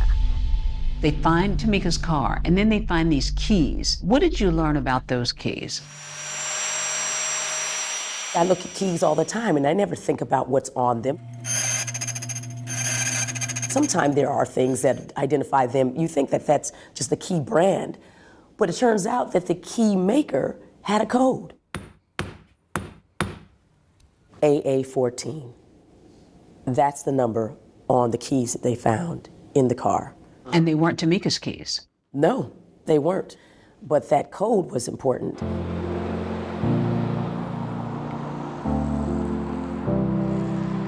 Fate must have been on Lieutenant Lamb's side that day as he stepped into one of the local key shops. Well, fate and fate. We just decided to go to a local locksmith who had been here for decades and show him the keys to see if he had any ideas. And one of the keys had a stamp, and it was a code that he recognized that he had created. It was crazy. Again, AA14, it told him that he made the key, but also through his files, suddenly, boom, he can tell you where those keys fit. When this particular key was brought to us, we knew it was a housing authority key, so we then cross-referenced it, and we saw the AA14 matched the Fremont school apartment. That code told him that it was made for the Fremont school apartments. Which is amazing in a way, because this leads to the discovery, which leads them right here. How do you even begin to figure out where these keys go to here? We just went to management and told them what we were doing, and we were allowed to try the keys. With Tamika missing and the clock ticking, the question is, could she be held inside that apartment complex? We tried every single apartment, and the last one opened. Was that a real moment for you in this investigation? You finally, the key unlocks a door? Yes, it was. I mean, it was great for us. I think it was one of the turning points in the case. It opens like a storage room. And as it turns out, when somebody moves out in those apartments, they just swap locks from an apartment that's empty or another room, and they just swap the locks between the two rooms, and they keep no record of it. When he tried the keys and the door opened, that was the key piece of evidence that they needed to figure out what exactly happened to Tamika, and that was just the beginning. It didn't fit an active apartment, but at least we knew we were in the right apartment complex at that point. We processed it just to make sure she was not being held down there, but it turned into nothing. And had Tamika had any connection to this apartment building that, as far as you knew? Loosely, we thought, but we didn't have anything for sure. But now, once we started talking to people in the apartment complex and things, people began to know who she was. People had seen her here? Yes, had seen her and thought that she had dated somebody named Chris that lived here. Tamika's best friend, Zelda, had actually met Chris, but only one time. The last time she saw Tamika. She knocked on the door, and she had a guy with her, and they came in, and she was like, "Hey, Zelda, this is my friend Chris." And I was like, "Hey, Chris," and he was kind of standoffish. I'm like, "Where did he come from?" She was like, "Oh, he's just my friend." His demeanor was really odd. I'm like, who is this guy? Chris Hampton was another boyfriend of Tamika's, and he had a little bit of a record. He was out on a bank robbery, on some probation. He had actually called the FBI when they were working that bank robbery, saying he hadn't done it, that it wasn't him, and but they were already showing his pictures. What had you known about Chris Hampton? Anything? Nothing. From my understanding, he was relatively a new person kind of in her universe. I was her aunt. We did have a very sisterly relationship, but I think she would look to me for approval. If she just met somebody that she wasn't really sure about, like by the time that she lets me know that she's dating someone, it would be more of a serious type of relationship. So I had no clue whatsoever that she even knew this person. He was one of the people she had dated in the past that we put on the list that we were trying to contact and interview. We determined at some point that Christopher Hampton had been a tenant in an apartment there at Fremont Apartments. So he very much became a person of interest.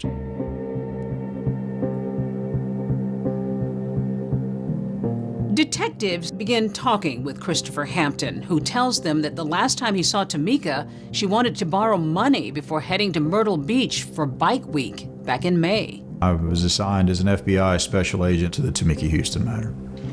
We had information that we wanted to confront Christopher Hampton with to see whether he could validate that information, whether he would cooperate with questioning. And you don't remember when you let her borrow that money? Like I said, I told you last time, it was like a couple of days before Bike Week started. Did you see her at any point after that? Nah, that was the last time I seen her. He was wanting to be helpful and was trying to give the last information that he remembered when he last saw her. This was your girlfriend? Nah, we just, she was one of the girls I was messing with. He shared that he had a girlfriend that was pregnant. And so that becomes a point of confrontation in these interviews. Is Tamika aware of this? How does she feel about that? She know that I had a baby on the way and she respected it. My baby mama. And she respected it. Do you have anything to do with her disappearance? No. Nope. Okay. I don't know nothing about it. She was one person I messed with, and I hate, she missed none of her, but, I got a life to live. I never thought I'd be in the middle of something like this. Saying on TV, but, not in real life. I got a mother and a father and an entire family doesn't know what happened to this little girl. Yeah, but, and I guarantee nothing happened to her. What if she come back, That's right. Christmas time. While police have no evidence on Christopher Hampton, they want to keep him talking. Then a letter written on Christmas Eve offers detectives a gift they weren't expecting. What's inside would break this case wide open. And instantly, I knew, why is this guy telling us he rented a carpet cleaner?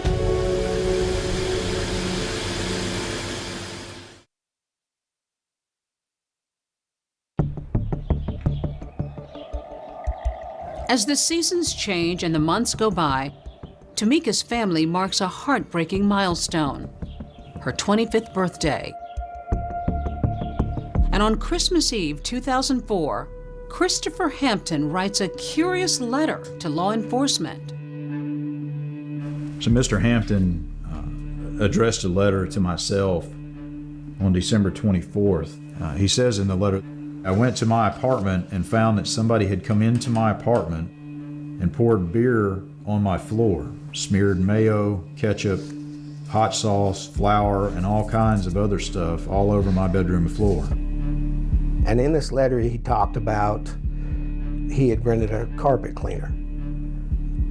And instantly, I knew, why is this guy telling us he rented a carpet cleaner? He's telling us this because he thinks we know something that we don't know. He goes on to say, I saw Tamika last the day before I rented the cleaner. We felt that was very unusual for someone to write a letter to law enforcement about unusual damage in their apartment and ring a steam cleaner, right after the last time they saw someone missing. I remember Steve bringing me the letter, and my thought is, we have a missing young woman that you were connected with, and you want us to believe it's ketchup? Keep talking, keep writing. That letter raises suspicions about what might have happened in Hampton's old Fremont apartment, so detectives check it out. Which apartment then? Far corner. Back here? Far corner top apartment. We didn't have a warrant. Big lady opened the door, let us in. We didn't tell her why we were there, but other than trying to investigate a crime. The investigators found a really big bleach stain, which is Latin for I'm covering something up. We felt like there was enough to execute a search warrant at that prior apartment he lived in. Entering apartment 215, Fremont Apartments. When we were processing Chris's apartment, we would walk through doing a videotape document what it looked like before and after. Straight across the hall is your first bedroom. We use Blue Star to spray on the carpet, and you spray in the dark, and if there's human blood there, it will illuminate, and it hit in his bedroom area and in his closet area. Blood was found underneath the carpet. Once we pulled the carpet up, there was large amounts of blood. It soaked through the carpet and was just on the floor, and a lot in the closet. You find blood in the apartment? Yes. But is it Tamika's blood? We didn't know at that time, but eventually we did. Over the course of a few days, we linked DNA back to her. With this latest development, Tamika's family now is struggling to keep hope alive. When you find out that there is blood in this apartment, what goes through you? At that point, I was I resigned at that point. In your gut, you know. I felt up until that point I had a lot of hope, but I think that's when I knew that we weren't going to see her again. That same day, Lieutenant Lamb gets an unexpected call from Elaine Painter, the woman who said she had visions about Tamika's case. The night that we found the blood in the apartment, she called me on the phone and said she knew something good was happening in the case. And there's no way she could have known that. Tamika's blood had been found in a closet, just like Elaine Painter says she had seen in her vision months earlier. Police would later take her inside that apartment. And we walked up these steps and they opened the door and I saw a closet. And I knew that was where she died. There's potentially a big break this morning in the case of a missing 24-year-old woman who disappeared last year. Investigators now say they found blood in a former apartment of a person that they've been questioning. This is a video of the first interview that I had done with Chris. This is shortly after the blood was found in his apartment. What's that look like to you, Chris?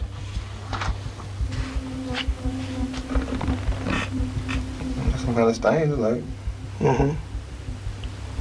It is. That's underneath the carpet in your room. What kind of stain? That's blood. See this letter right here that you wrote? Mm-hmm. In that letter you talk about cleaning the floor, all right? And what this is a crime scene. Yeah, I don't know about it. When I interviewed him, he was uncooperative.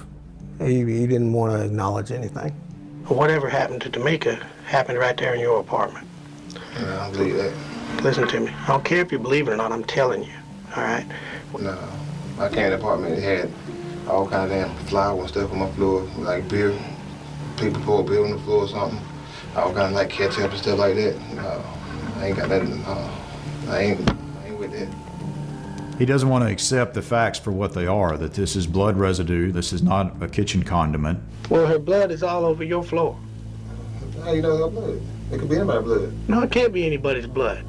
How long you think we've been doing this? You don't know that we can tell one person's blood from another blood? I doubt it. You ever heard of DNA? Yeah. I'm telling you the girl died in your apartment. I'm not wishy-washing around there. I'm telling you that. That's a fact. Watching that now, one reason I would chuckle is the fact that I know I'm lying to him at that point. We didn't know for sure that that was Tamika's blood. We believed it, but we didn't know it. We're trying to press him to produce Tamika's body. You're willing to weigh this whole charge yourself? If I have to, because I don't know what's going on. He kind of locked me up just to solve a case of... I'm not looking for a body to hang this charge on. I'm looking for Tamika's body. The solicitor's office didn't want us to charge him until we had the body. At that time, I don't think we had ever tried a no-body case. If you don't have a body, it's definitely not a slam dunk. Yeah, I was the circuit solicitor, which everyone else calls district attorney. The goal is not an arrest, the goal is a conviction. So we're trying to identify him as the killer. Then, unexpectedly, somebody else surfaces, saying she too had been in Hampton's apartment. There was no reason why she should be in that room.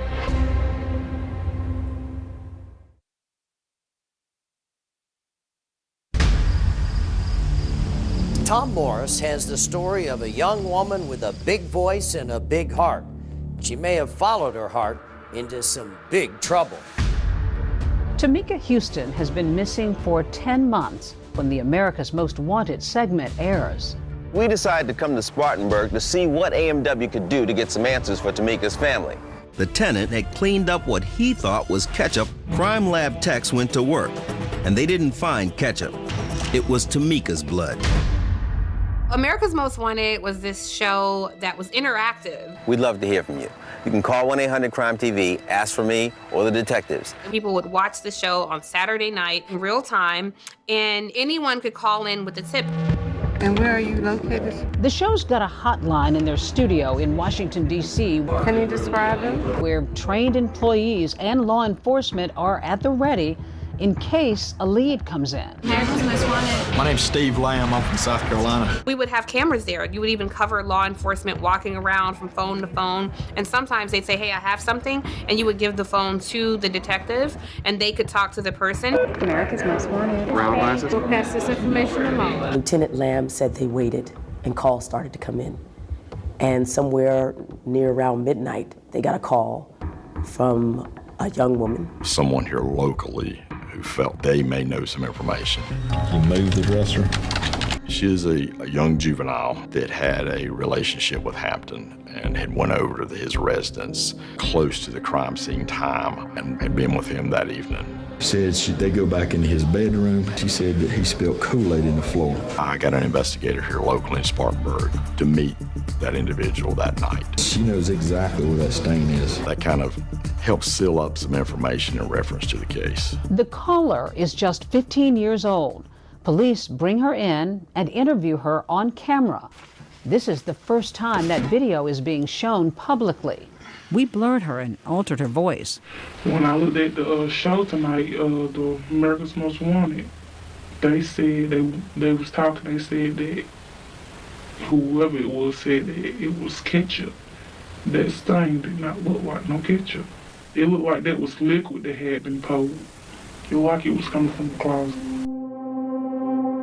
She said the dresser was pulled in front of the closet door. She knew something that we had not released. We had no further evidence pointing to where Tamika might be.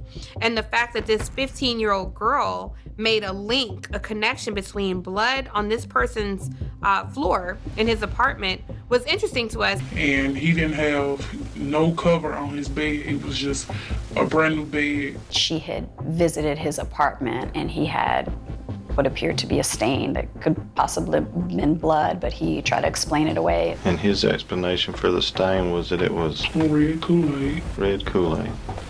That's what he told me. I get goosebumps. There was no reason why she should be in that room. In a way, you're grateful, but then again, you're horrified. The witness is implicating Christopher Hampton at the crime scene and calling into question his explanation about that carpet stain. I knew at that point they were zeroing in on him. National media coverage matters in missing persons cases. It's not just any coverage, it's primetime coverage. Because although it may take a village to raise a child, more often than not, it takes a nation to find a missing child, or anybody for that matter. In the early 2000s, there was a lot of missing white women that got outsized attention. And it was very frustrating to be a Black woman working in newsrooms and seeing how different stories stayed on television consistently. I was like, listen, you guys are ignoring Black women at their expense. In this country, we have 40% of missing persons cases are persons of color. Why is it when you turn on your television, you only see white faces? Tomorrow marks 1 week since 18-year-old Natalee Holloway vanished on the last day of her senior class trip. I was reporting on that case in Aruba, yet I had not heard of Tamika Houston. Right. You're reporting on Natalee Holloway, and you're a Black woman and don't know about it. Like other reporters, I too was covering all kinds of stories, often about missing people, women in particular. Not realizing some of the people who weren't being covered. What did you hear back when you said, it seems that you're ignoring Black women? There's an ABC News reporter who did write a story about the disparity in which missing Black women versus missing white women are handled by media. That was the first bite that I got. Why did it matter that she didn't make front page news?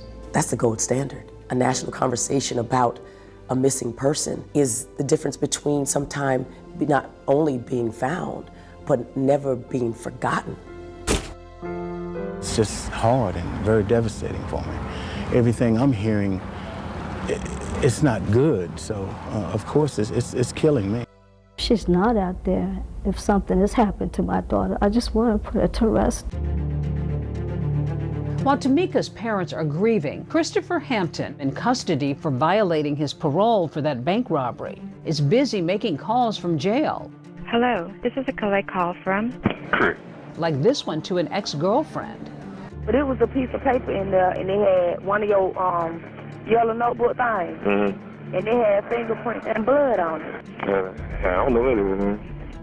She contacted us and said she had some belongings of Hampton's. Christopher Hampton's ex-girlfriend turned in his wallet. Lieutenant Lamb was going through it and found a drop of blood on a photograph in the wallet. There was some smudge marks that looked like blood and a partial print. We do the testing on it as Tamika's blood. At this point, that was enough to convince the solicitor's office to go ahead and let us charge him. You have her blood in his wallet. You have her blood on the floor of an apartment that he used to live in. It's no longer a question of who did it. It is now a question of what happened. There was still the outstanding question of, well, then where was Tamika? What happened to her? And only Chris Hampton had those answers.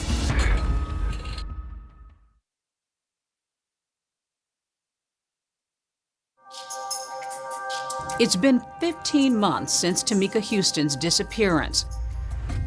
Now, armed with hard evidence, Solicitor Trey Gowdy is ready to have police arrest Christopher Hampton for Tamika's murder.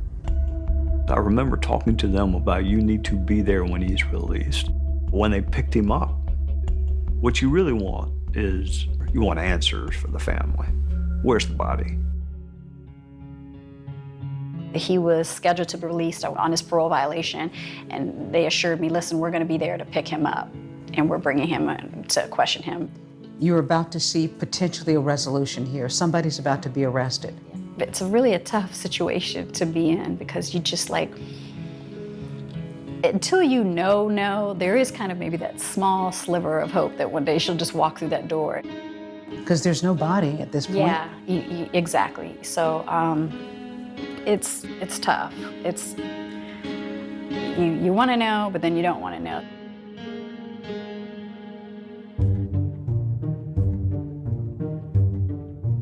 We made arrangements the morning that his release that we would be there, and over the course of our ride back, he was nervous that we were going to put him in front of cameras. So we went to another location. We got cheeseburgers from a local restaurant, and I made sure that we asked for a ketchup bottle, not the little packs, we want a bottle. We were sitting there talking, and the ketchup bottle's on the corner of the table, and I said, don't knock that off in the floor. And he kind of laughed about it, or snickered about it. And I think that was kind of the turning point for him. He stood up, and he said, let's go. And I said, where do you want to go? And originally I thought he meant to jail, but he said, I'll take you to where she's at.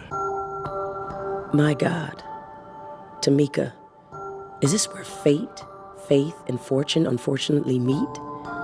Have we finally found you?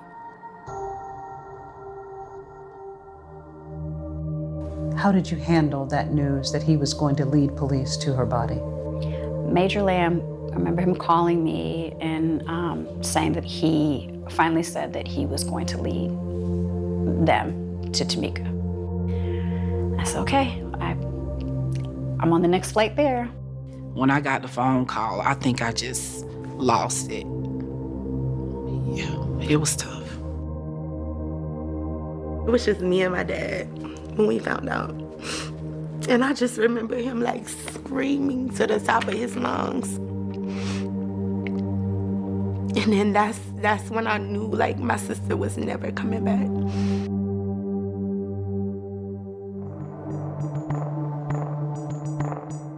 We get in our vehicles and he drives us across town, up the interstate into another small town outside of our jurisdiction.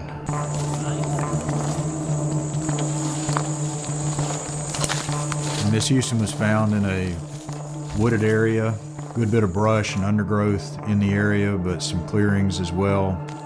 We get out of the vehicle, we walk probably 100 yards into the woods, and he points out where it is. Like the X, right? Mm-hmm. It turns out Hampton had made a cross with tree branches and laid them on top of the makeshift grave where he'd buried Tamika. As if I'm gonna fashion a cross and put it there, somehow gonna mitigate what he's done. Miss Houston was buried in a shallow grave, and some of the remains of Mrs. Houston had been scattered about the area. Right here. There were a couple bones on the surface that they saw at that time, and it was in Spartanburg County. Multiple law enforcement agencies were at the scene. When I arrived that night, they're still processing that scene and trying to collect her remains.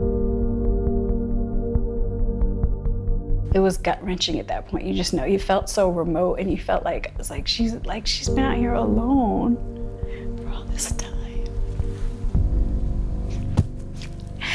You feel really helpless. I open my arms for your embrace, but all I feel is empty space.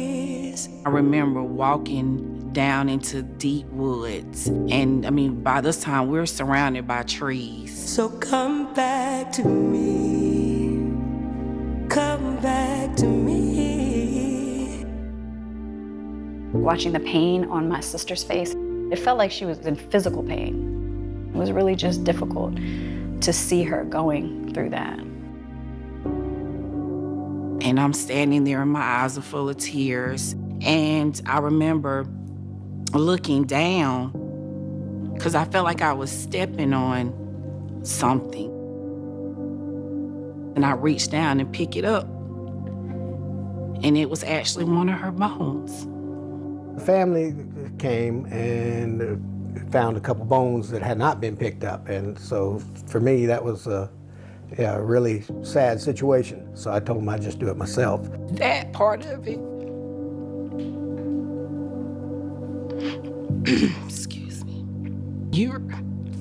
It was supposed to be, cleared first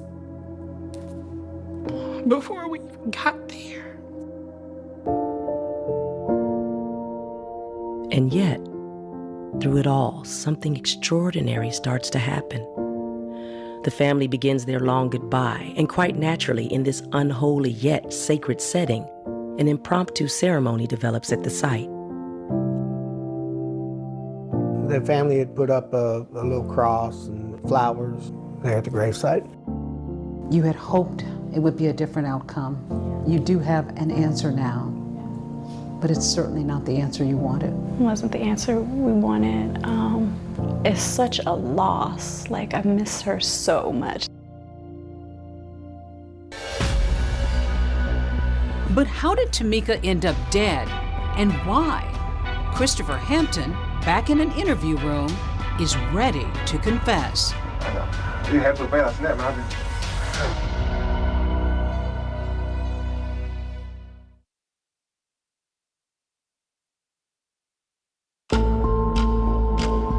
This makeshift gravesite deep in this wooded area near Tiger River is where Spartanburg investigators say Christopher Hampton led them. Deep into the brush, investigators say Hampton showed them where he dumped Tamika's body. Just recently identified after a long, grueling investigation.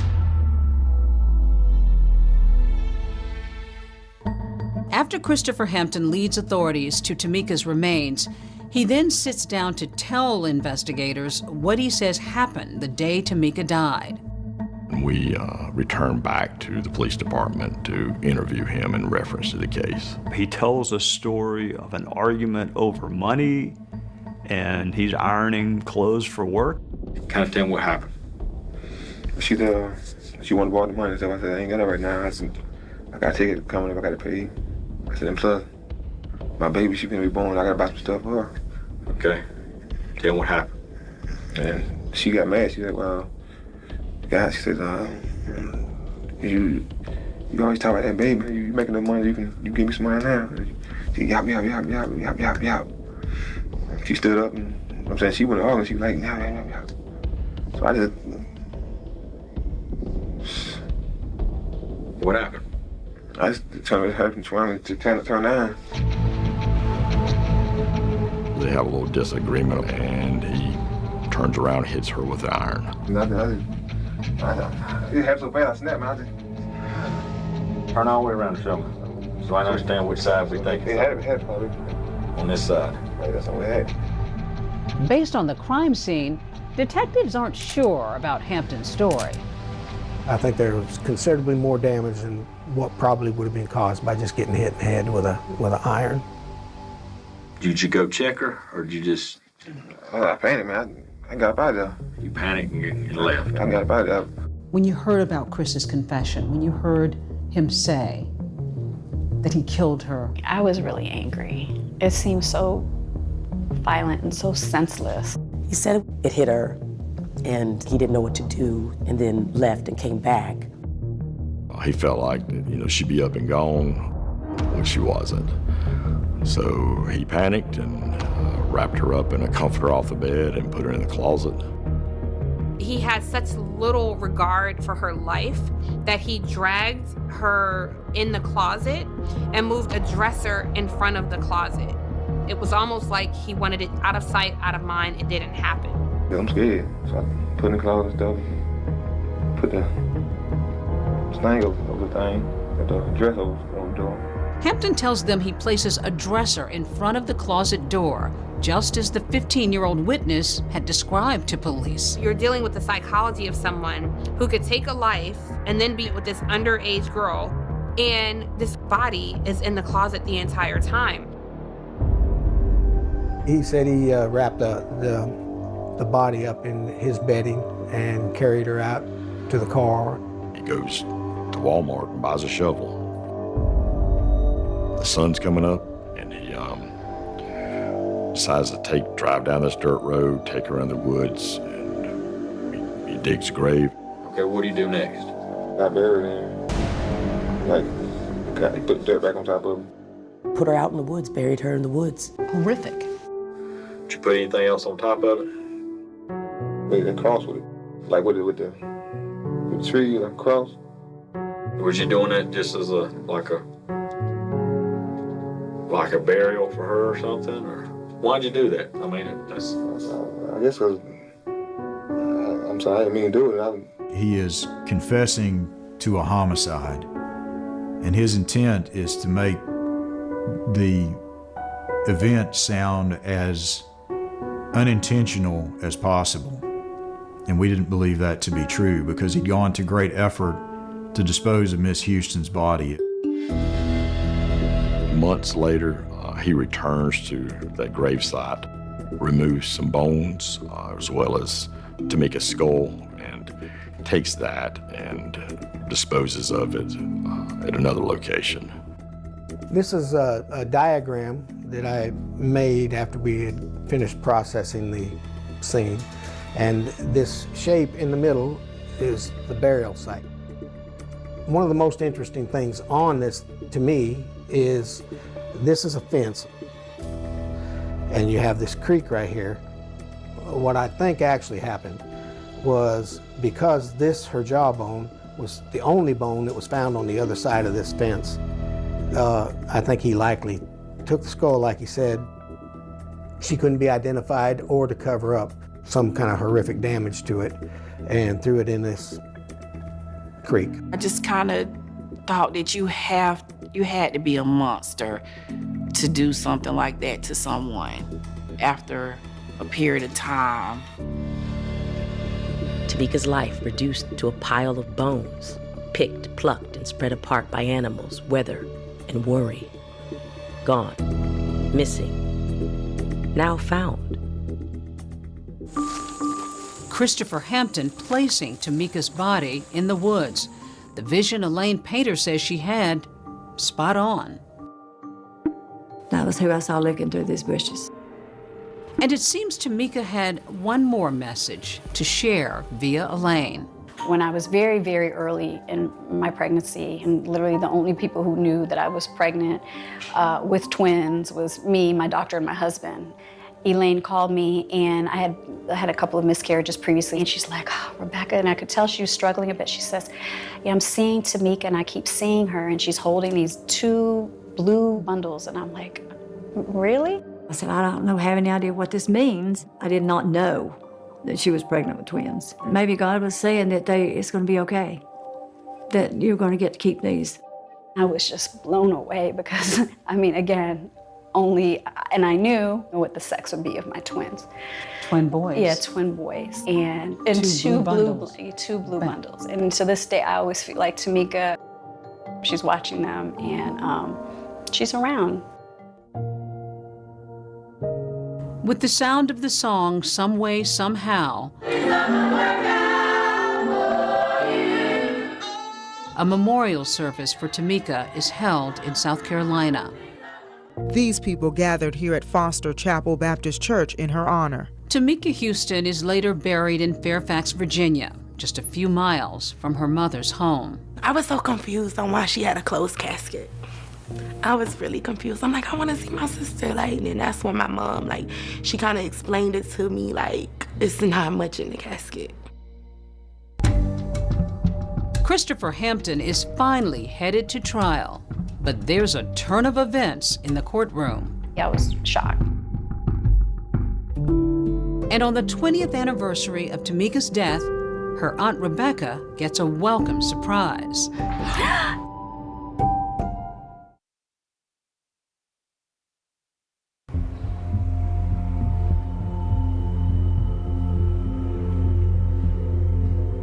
Nearly 2 years after Tamika Houston went missing, her former love interest, Christopher Hampton, is heading to trial. It felt like it was going to be, a really tough couple of weeks in Spartanburg. But on the first day of trial, he ends up pleading guilty. I was shocked. Are you guilty of the crime of murder? Yes, sir. I don't know why he pled guilty. He wound up getting the exact same sentence that he would have gotten had he gone to trial and lost. Mr. Hampton, the sentence of the court is that you be committed to the State Department of Corrections for life. I was really emotional that day, and he really didn't show any remorse. Life without parole. If anyone deserved life, it had to be Christopher Hampton. To this day, those who knew and loved Tamika still wonder about the motive for her murder. Hampton says she was upset that he was saving money for his unborn child. She wasn't like that. She wasn't, those are your children. No, those are our children. That's how she was. That's why his story doesn't make any sense. My sister she cared a lot. I couldn't imagine her saying that at all. I don't know if I'll ever get the true story of what happened. So I'm trying to learn to just come to just be at peace with it. Her family was just beginning to accept a dark new reality. Life without Tamika. You said that this case touched you like no other had. Why? Because I know how much black girls don't matter. And I want to always be a reflection of how much value that they had to me. What do you most want people to know about this woman that you loved? With her death, I met so many women. I met so many fathers. I met so many sisters and brothers. They still haven't found their loved ones. So I know she's putting me on a higher mission. The lack of media coverage about Tamika's case led to the creation of the Black and Missing Foundation. You advocate with the Black and Missing Foundation. Is it still a struggle to get the stories of women of color noticed? It can be, but I think there is more of an awareness of it. Is that Tamika's legacy? I do believe that. I do. On the 20th anniversary of Tamika's disappearance, we brought her best friend Zelda and her Aunt Rebecca together. They hadn't seen each other for years. Zelda! Don't do that. I'll try not to.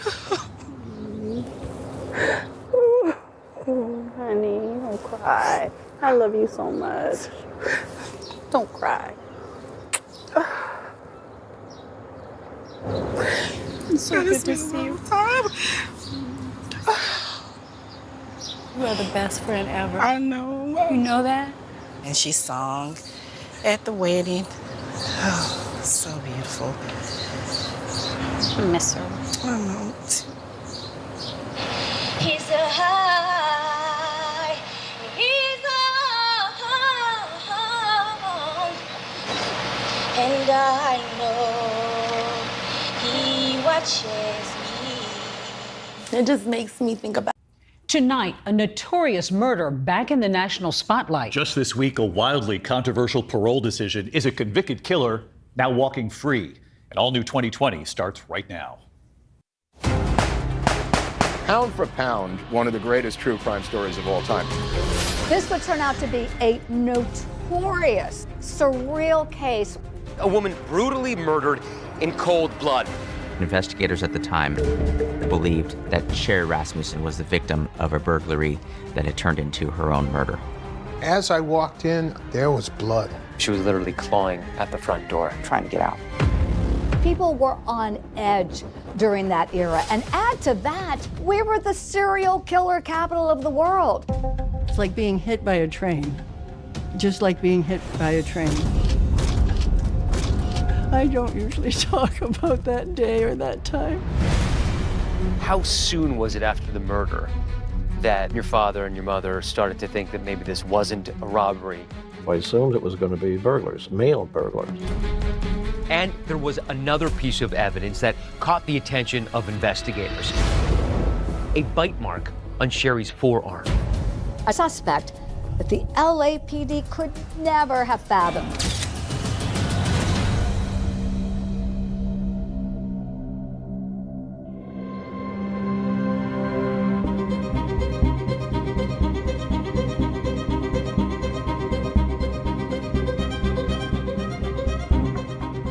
If you walk down Hollywood Boulevard, you can't help but notice the stars on the sidewalk, the glitter in the pavement, and you think to yourself, wow, this is Tinseltown. But it doesn't take long until you realize that there are deep cracks in that pavement, exposing a criminal element you could never have anticipated. And the case of Sherry Rasmussen was a rude awakening for anyone living in La La Land. President Reagan in Los Angeles. Today, the torch entered the City of Angels for AIDS Walkathon in Hollywood. It was 1986. A beautiful young nurse, only 3 months into her marriage, is brutally murdered in her own townhome. As a television journalist, I've been reporting on true crime stories for decades on numerous outlets. And you think you're never going to be shocked anymore, ever again? Well, this proved all that very wrong. It was a huge story. It had all the elements, sex and betrayal and lies. It just gripped the nation. It's definitely, pound for pound, one of the greatest true crime stories of all time. Everything we always heard or was told about Aunt Sherry was about what a great person she was. Tell me about your sister. She was the middle sister, and she was a clown. If everything got too serious, she would make everybody laugh. She had a very unique little giggle. Uncle John and Aunt Sherry are spending Christmas with Rachel on her first Christmas. Sherry was all about family. Sherry was our glue. She kept us all together. From a young age, Sherry, the middle child with that infectious giggle, seemed mature beyond her years, according to her sisters, Connie and Teresa. She leapfrogged from the 8th grade into high school, and Sherry graduated early at the age of just 16 and enrolled in nursing school. She had certainly an interest in caring for other people. By the time she was 21, Sherry was fearless and determined, and she moved from her hometown of Tucson, Arizona to Los Angeles When she passed away, she was the director of critical care at the Glendale Adventist Hospital. When I think of Sherry, I think of her kindness and her generosity. Sherry's father, Nels, who was a dentist, had encouraged her to enroll in medical school to become a doctor, but she had other plans in mind. Sherry always wanted to have a family and a husband and children. In the spring of 1984, Sherry met a young engineer named John Rutten. John Rutten was a tall, handsome, bright, athletic young man from San Diego, California. Sherry was so tall, she often had difficulty finding guys who weren't intimidated by someone with her stature. And I know that John was just taken with her. Sherry and John were very happy together. Sherry was always smiling and laughing and happy. They settled into Sherry's condo in Van Nuys, and in November 1985, the couple got married. It was a joyous celebration. You could tell that they were in love. She was just beginning her life. She'd met the man of her dreams, and she had a great job, and she was doing very well, and it was all coming together. 3 months later, and now it was all gone. February 24, 1986. John had just returned home from work, and as he's walking up the steps into the townhome, the door is ajar. He walks into the townhome and sees his gorgeous bride dead in a pool of blood on the living room floor. He calls 911. I was patrolling and I got a call to Balboa Boulevard. Veteran LAPD patrol officer Rodney Forrest was one of the first cops to arrive at the scene. The call was a death investigation. I thought that was particularly interesting. Why a murder in a kind of upscale part of town? When Forrest and his partner got there, they were met with a grim warning from paramedics. Somebody said, "You're not going to be prepared for what's in there." And I'm thinking, well, I've seen it all, so let's go see.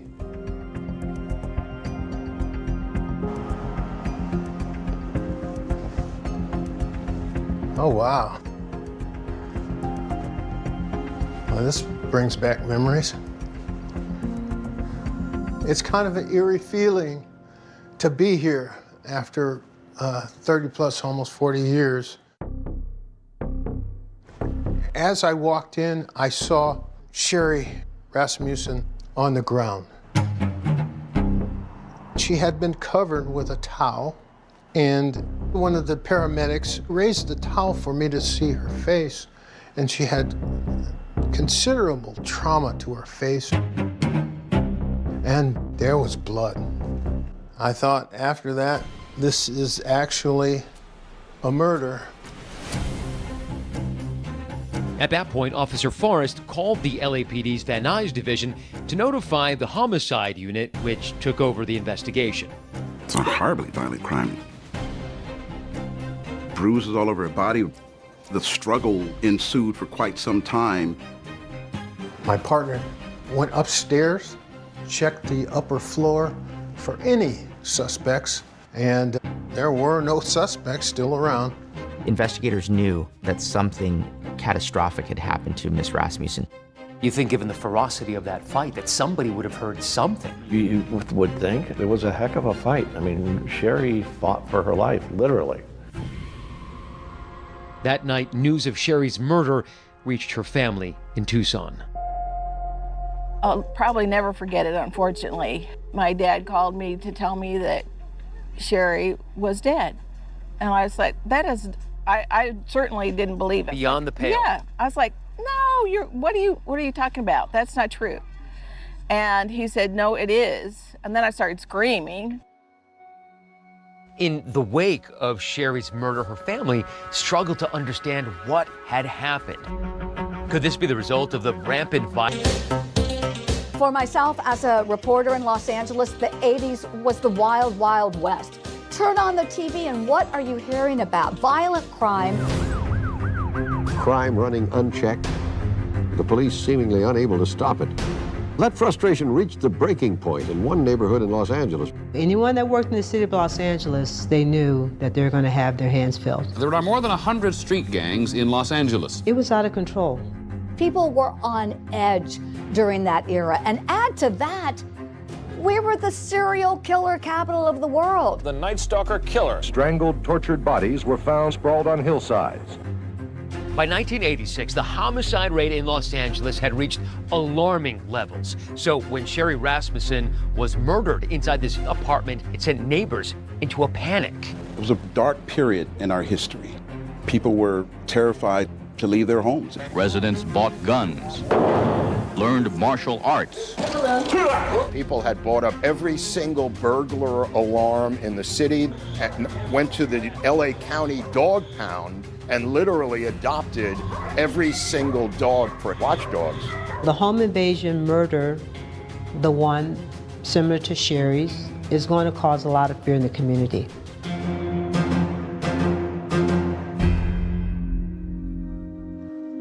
People were nervous. It was certainly a shock for me. Alan Tarsky lived across the corridor from Sherry, but he says he wasn't home at the time of the murder. I had come back to work probably 5:45 in the evening, and it was shortly after that that the madness started. I do remember there was electronic stereo equipment right here that I saw when I came in, and that suggested to me that it was possibly a burglary, and a burglary interrupted. I put this together with the stereo equipment stacked over here, and it seemed to me that she could have struggled with the burglar, and she obviously lost that fight. Sherry's newer model BMW was taken. Her purse was taken. The Rasmussen crime scene had all the makings of something police call a hot prowl, a home invasion. Investigators at the time very much believed that Sherry Rasmussen was the victim of a burglary that had turned into her own murder. Based on what investigators could see at the time, it appeared as though Sherry Rasmussen was working at her dining room table on the second level of her condominium when the intruder came in through the front door. She had ligature marks on her wrists, indicating at some point someone had tied her up. All over the place in these pictures, you see some of the implements that were used to hit Sherry. Right. The vase that was smashed over her head. The shards had blood on them. The assailant or assailants were grabbing at anything they could find to make sure this woman didn't breathe another breath. Her fingernails were left broken at the front door. Because she was literally clawing at the front door. Trying to get out. But before Sherry could escape, she was shot, police say, at point-blank range. The bullets indicated that a .38 revolver had been used. It was basically an execution. Not a single neighbor heard a gunshot, and ballistics tests showed that it appeared the assailant had used that quilt over the barrel of the gun as a silencer. And there was another piece of evidence that caught the attention of investigators. A bite mark on Sherry's forearm.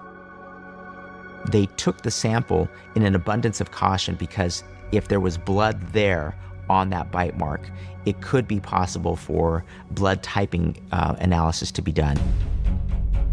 I learned later about the bite mark that led into my curiosity of why there was a bite mark on her arm.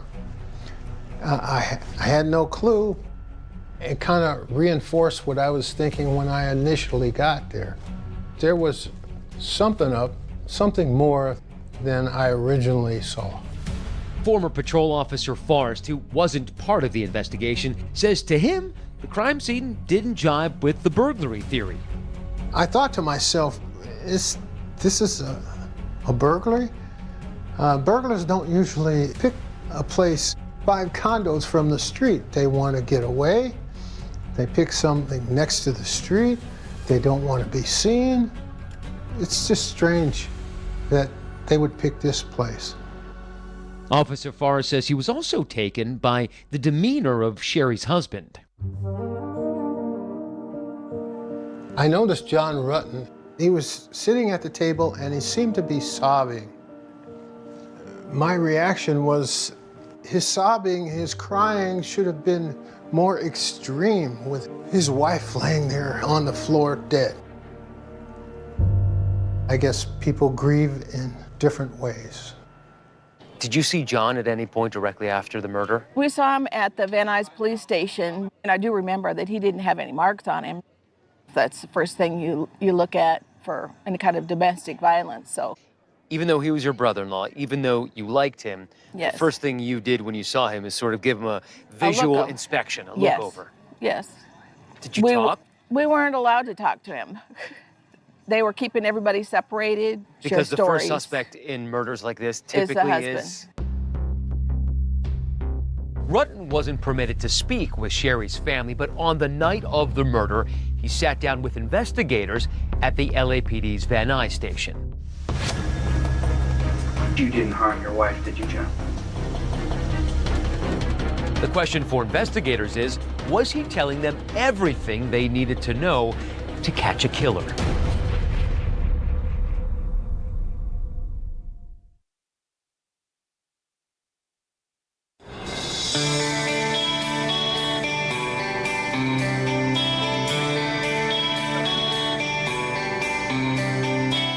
So you and Sherry were living here in Southern California together. Yes.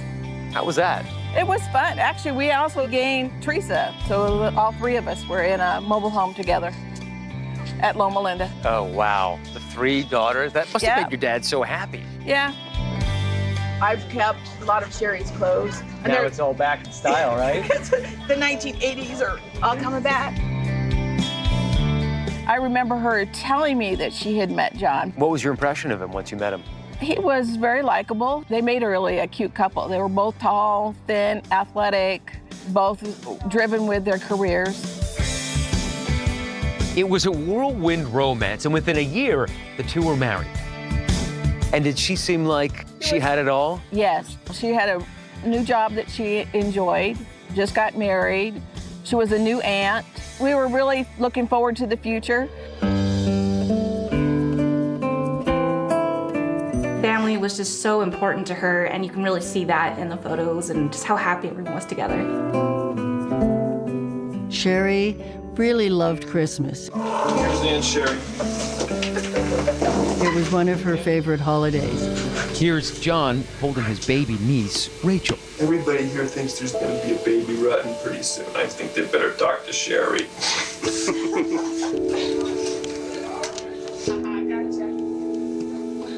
This would be Sherry's last Christmas. Sherry's now showing why she's a leader of nurses. Just 2 months later, Sherry and John's love story came to a tragic and sudden end. And in the aftermath of her murder, questions would linger. When you're going through this process, you're pretty much helpless because you have no control. I mean, with the information you get is what they give you. Nels Rasmussen was determined to find out what really happened to his daughter. And so were the police, who wanted answers. On the night of the murder, Detective Lyle Mayer questioned a very emotional John Rutten on what he knew about the day Sherry was killed. She had everything going. I mean, Hey, so do you, buddy? Hey, John, for a couple of minutes, I need you to be tough for me, buddy. Investigators looked at every possible direction. Of course, they looked at John. What was the first thing you saw? well, I saw Sherry lying on, I mean, it's right in front of me when I walked in the door. I saw her lying on the ground. I knew right away that she was dead. He was shaken up that evening. He did his best to give an interview that helped investigators. At one point, Detective Mayer asked Rutten Very difficult question. You didn't harm your wife, did you, John? No, I didn't. Good. You didn't harm your wife. Okay, very good. John Rutten agreed to do a polygraph examination, and the results came back inconclusive. But he had a rock-solid alibi. He was at work that day. He'd left work, he had stopped and picked up his dry cleaning, and then came back between 6 and 7 p.m. and found his wife murdered in the living room area of the house. Detective Mayer believed the murder had happened in the early morning hours after Rutten had already left for work. When I left, she was in bed, but she was awake. What time did you leave for work? 7:20 is when I left. What time did you get to work this morning? I got to work about 10 to 8. In the eyes of Lyle Mayer, the lead detective, John Rutten was legitimately and seriously a grieving husband. They didn't feel he was hiding anything, and as far as they were concerned, he was not a suspect, and they told him so. I'm usually a pretty good judge of character, but I'm fairly certain that you have absolutely nothing to do with this. Okay? Mayer basically made a decision that night based on the evidence that he saw at the crime scene that this was a burglary gone wrong. I believe your house was burglarized today. Once those persons, or that person or whoever was inside, I believe they were trying to steal your stereo and probably some other items. Why would they do anything to her? Why wouldn't they just run? I don't know, John. I don't know. John, things happen, okay? I think Sherry came down the stairs, and I think she surprised him, and she was hurt. She was shot. Oh, God. And Detective Mayer was so convinced he'd solve the case, he even told John Rutten. John, I know how you feel. I know what you're going through. But we're going to catch these persons, or this person, all right? You got to have a little faith in me. But we're very successful at what we do. Very, very successful. At this point, detectives don't have a single witness. They have no murder weapon. They have no fingerprints. For even seasoned detectives, there's a lot of work ahead. But there will soon be a break in the case. These are sketches that were LAPD issued. Right. Would another home invasion in the same neighborhood lead investigators to Sherry's killers?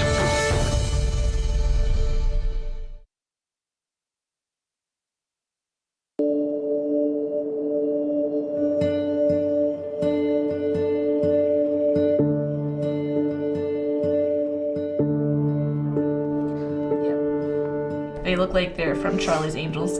I know. They're almost on different parts of the country, but you had almost the same haircut. I know. I was still in the stage of shock that this could happen to my sister. It's like being hit by a train, just like being hit by a train. I'm sorry.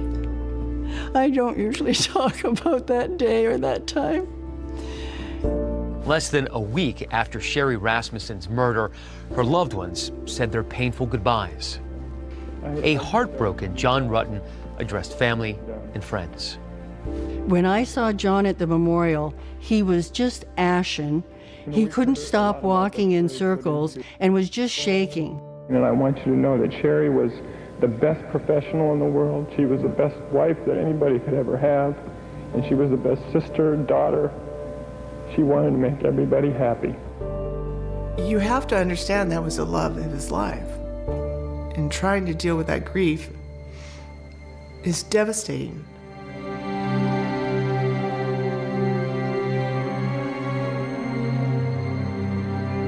Back then, investigators wasted no time theorizing what they think happened to Sherry Rasmussen. They looked at the crime scene. It looked like a burglary, smelled like a burglary. Not long after Sherry's murder, investigators jump on a new lead. There's been another burglary here in this same Van Nuys neighborhood with a similar MO.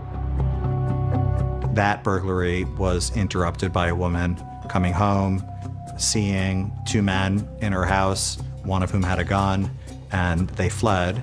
and witness sketches were produced of those suspects. These are sketches that were LAPD issued. Right. These composites were attached to this case. They started to utilize that sketch in this case to see if the persons that were responsible for Sherry's death were the same people that were depicted in that sketch. Were they ever arrested? Were they ever found? No, it might as well have been me and you. Despite these suspects, there was literally nothing that could tie anyone directly to the murder of Sherry Rasmussen. On the surface, it appeared to be a burglary gone wrong, but not everyone was convinced. How soon was it after the murder that your father and your mother started to think that maybe this wasn't a robbery like police were saying? The very day we went to the Van Nuys Police Department. That first day? It didn't make sense that they wouldn't take anything other than the car and yet fight with her to the extent of her death. Sherry's father, Nels, believed that there was another reason behind the murder because he says Sherry told him about a series of disturbing events in the weeks and months leading up to her death. My father told the police about an incident of a nurse that didn't get promoted, and then she was upset with Sherry, and then so she sort of got into an argument with Sherry. She felt that she had damage to her car, so when Sherry was murdered, that certainly came up to the forefront of my dad's mind that maybe that conflict accelerated. According to family members, there was another woman who raised alarm bells for her, an ex-girlfriend of John Rutten. She had come to Sherry's office after they were engaged, and I think she was sort of provocatively dressed and said to Sherry, "When this marriage fails, I'll be waiting to pick up the pieces." And Sherry said, "Don't worry, we won't be needing your services." Just about a month before the murder, there was an even more disturbing encounter that Sherry, again, told her parents about. She was home getting ready for work and heard something downstairs and went downstairs and found John's ex-girlfriend standing in the living room, and Sherry told her to get out and not come back. In the days leading up to the murder, Nell said Sherry confided in him that she was being followed by someone who she described as having piercing eyes. Sherry never disclosed a name for the ex-girlfriend. It would have been nice had we had that, because we would have shared that with the detectives. Nels claims that he told the original detectives about the alleged incidents involving an ex-girlfriend of Rutten. One of the original detectives in this case told me personally they had never heard any of those alleged incidents, and none of them were entered into the official case record known as the murder book. The single most important document in an LAPD homicide investigation is the murder book, and it's basically the place where any investigative work that is conducted, any step that is performed, everything needs to be committed to writing. And the reason that it's so important is that homicide is obviously a case with no statute of limitations. Nels Rasmussen told me that he had been telling them for years about an ex-girlfriend of John's. When exactly that conversation occurred, he could not tell me, but I believe that it occurred. But on the night of the murder, John Rutten told Detective Mayer that he didn't know anyone who might want to harm Sherry. She's not having any problems with an ex-boyfriend or you with an ex-girlfriend? No. Has anybody been hitting on her, following her home, or anything like that at all? I would say nothing out of the ordinary. I don't think there was anything out of the ordinary. But Rutten says in the days and weeks following the murder, he did tell investigators about an ex-girlfriend, the same one Nell says he mentioned to police. Rutten says he never brought it up in his recorded interview with Detective Mayer because he never considered her a girlfriend. And it never crossed his mind that she could have been involved with Sherry's murder. 2020 reached out to Detective Mayer for a response to the allegations raised by Sherry's family and her husband, but he did not respond. 2020 also reached out to the LAPD regarding those same allegations, and they declined to comment.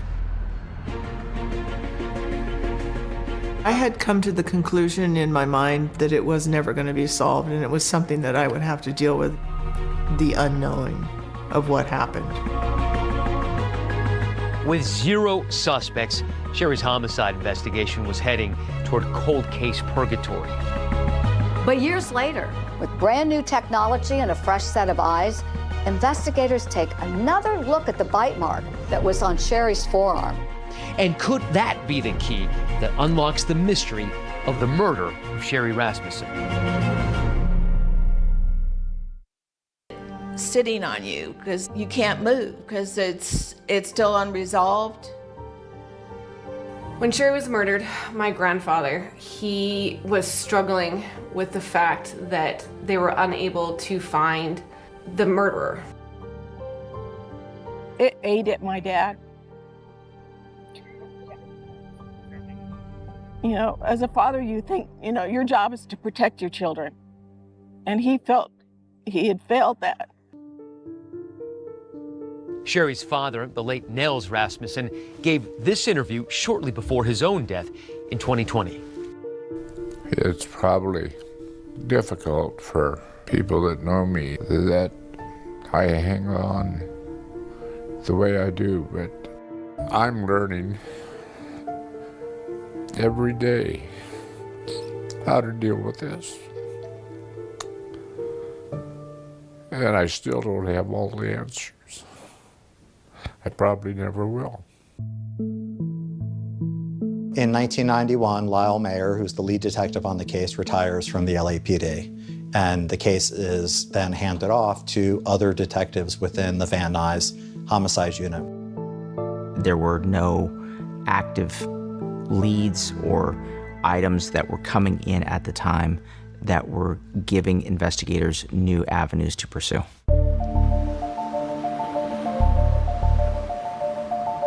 I never thought that time was going to help solve the case, that it was going to ever get solved. After Sherry's murder, time seemed to stand still for her family. But the decade that followed would bring a new chapter to the City of Angels. The beating of Rodney King. O.J. Simpson, who's a fugitive. Freeway that collapsed. Not guilty of the crime of murder. Lyle and Eric Menendez found guilty. Smalls was shot several times. The impact of El Nino. The Staples Center is just amazing. All beautiful and brand new. Mr. Gore, the Democratic nominee, is in Los Angeles. The Lakers gave LA one more thrill. 2001 was also a pivotal year for the Los Angeles Police Department, marking the launch of the LAPD's cold case unit. That year, detectives were handed over 9,000 unsolved murders spanning more than 2 decades. And Sherry Rasmussen's case was one of them. I was a detective with the Los Angeles Police Department on the cold case squad. Her case was one of the last cases I looked at. In 2001, Detective Cliff Shepard would oversee the Rasmussen cold case investigation. Why does a case like this go cold for so long? Manpower, our priorities within the police department. In fact, Shepard says Sherry's case had barely been touched for 10 years. Up to that point, nobody else had looked at it other than Mayer and myself, really. To get started, Shepard said, he made copies of select files from the Rasmussen murder book, creating his own Cliff's Notes. Why not just take the murder book so you have all the evidence with you? Yeah, well, yes and no. Our problem was space.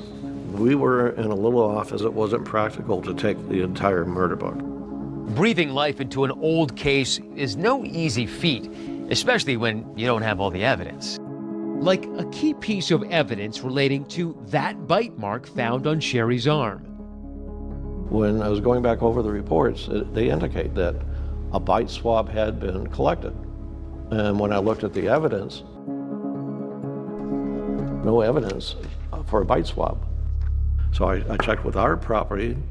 They verified they did not have the swab booked with our evidence room. There's no record of it. Generally speaking, how often does evidence go missing from a case file? Extremely rarely, because there are professionals in the evidence rooms. There are professionals at the labs. They document everything. To track down the swab, Shepard enlisted the help of Jennifer Francis, a criminalist at LAPD's Scientific Investigation Division. And she had to make several calls, and several searches had to be made before eventually the bite mark swab was located. Investigators are able to track down that missing bite mark evidence recovered from the murder scene. And the cold case team finds it here in a freezer at the LA County Medical Examiner's Office. The reason why it was way back in the freezer is because all those years ago it had been tested for blood type. And there it stayed all that time. By 2001, DNA technology had come into its own, so Francis sent out the swab for analysis. But Shepard says given the LAPD's case backlog, it would take 2 full years for the results to come back. And those results would eventually turn the entire case on its head. She informed me that I obtained a DNA profile. The DNA profile was entered into the law enforcement database, but there was no match at the time. So it was a big jump in the case, but it wasn't quite enough. It gave us a profile, but it didn't give us a name. With little else to go on, this case is riding on that piece of DNA. Once you got the DNA, did that prod you into doing any of the other investigative things like interviews? At that time, no, I couldn't. I had a lot of cases going on, so it was as I had time. I just didn't have enough time. My biggest regret is not interviewing Rutten, the husband, not meeting with him and having a face-to-face. I knew he restarted his life and it was down in the San Diego area. But for me to just leave LA and go down to San Diego to interview him, I had other things going on. I couldn't do that at that time. By 2005, Detective Shepard had moved on from the Rasmussen cold case investigation. 4 more years would pass before there would be another significant remember ever covering a case like this. Sex, lies, law enforcement, innocent victim. Because what you could tell from the crime scene, there was an assailant, but that Sherry fought back. Oh, she did. Incredible vigor and strength. Absolutely, she did. If I grab your arm, and you want to release my hand, what's very close exacts. So Sherry Rasmussen knows this is a life and death situation. Sherry tries to escape. The co-counsel summarized the case as a bite, a bullet, a gun barrel, and a broken heart. Where she talked about her belief that there was a personal motive for this crime. For a cold case that was running on empty, I mean, this should have jump-started it. Why didn't it? It didn't give us a name. They eliminated the first 4 suspects, but they began to zero in on suspect number 5. And suspect number 5 just happens to be a cop. Can you imagine that moment? After all these years, the answer is behind a badge. It's crazy that you've been working just down the hall from the murderer you'd been looking for years. Yes. 1986, DNA testing was just in its infancy. Detectives don't have a single witness. They have no murder weapon. Nobody really saw anything. Detectives at the time characterized it as a burglary gone wrong. And the trail went cold for 15 years. But in 2001, the LAPD formed a new cold case unit to look into cases that would qualify for DNA testing. Investigators had reignited that cold case on the back of DNA evidence stored here. Criminalist Jennifer Francis, who'd been instrumental in tracking down and testing the bite mark swab, had a stunning revelation. It was female DNA. I assumed it was going to be burglars, male burglars. A female? Who is she? Once you got the DNA, you realized it was a woman. Were you curious about the fact that a woman might have been involved? I was curious what woman. This could be the break that the LAPD needs. I think there are times that we felt Sherry's case would never be solved, but with the results of the DNA, it gave us renewed hope that Sherry's killer would be brought to justice. The DNA analysis that revealed Sherry was bitten by a woman seemed not to have any effect on the direction of the LAPD's investigation. Because what you could tell from the crime scene is that grabs the attention of detectives. Rutten told Detective Nuttall about an old friend and former romantic partner named Stephanie Lazarus. Once number 5 was developed by Detective Nuttall, Detective Nuttall spoke to John Rutten again to learn a little bit more about his connection with Stephanie Lazarus. We want to walk you through a timeline. It's very important. Starting, we believe we're close, but we'll have to have you kind of spell this out for us.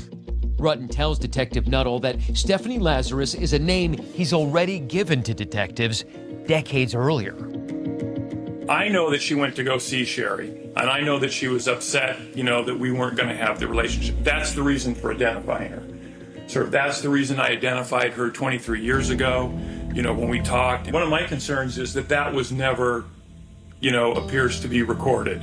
And we know files. I'm not trying to be inflammatory. There's a certain level of frustration on our part. Yeah, More should have been documented. We're now forced 23 years later to literally almost start over again because we lack the documentation that would have been crucial in this case. There's no official record of Rutten mentioning Lazarus at the onset of the investigation, but there's a single reference made in the case file nearly 2 years after the murder. And it's a notation along the lines of John Rutten called Stephanie Lazarus P/O, ex-girlfriend. And when John Rutten spoke with the cold case detectives, he confirmed the meaning behind that P/O. I gave him the name and I said she's a police officer. Not only was Lazarus a police officer, but she's still on active duty as a detective. Think about this. You're the cold case unit investigating one of your own, and her office is just down the hall on the 3rd floor of police headquarters. Police like to talk, that's why they're cops. They ask questions. These cops needed to keep this quiet.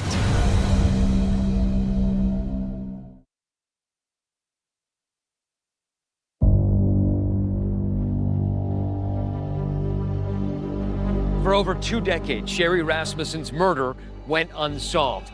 Until 2009, when cold case investigators began zeroing in on Stephanie Lazarus, a 25-year veteran of the LAPD. She'd been hiding in plain sight all along.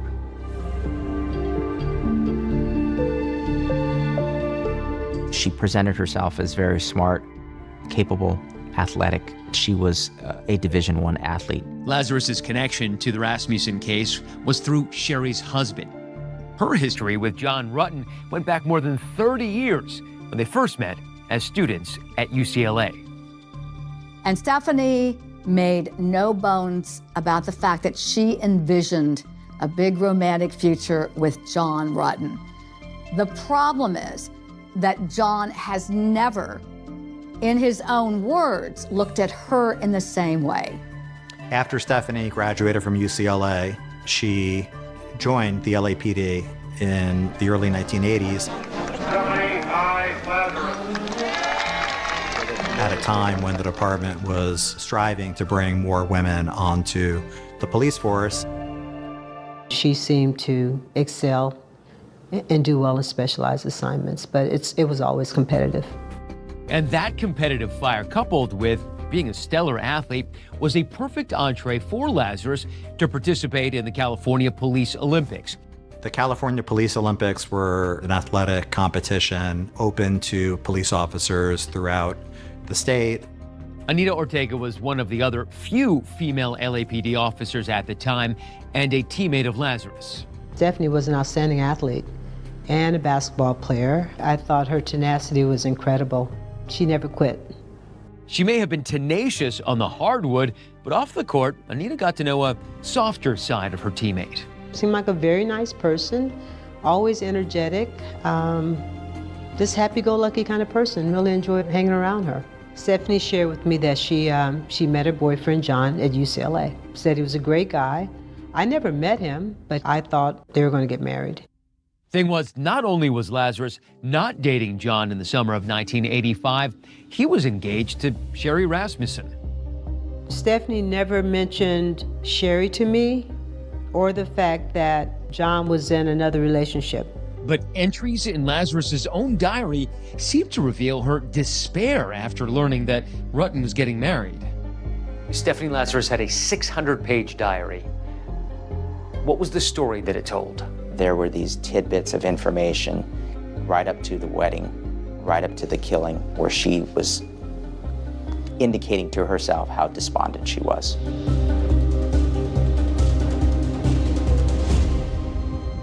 Despite her apparent inner turmoil, to outside appearances, Lazarus seemed upbeat and happy.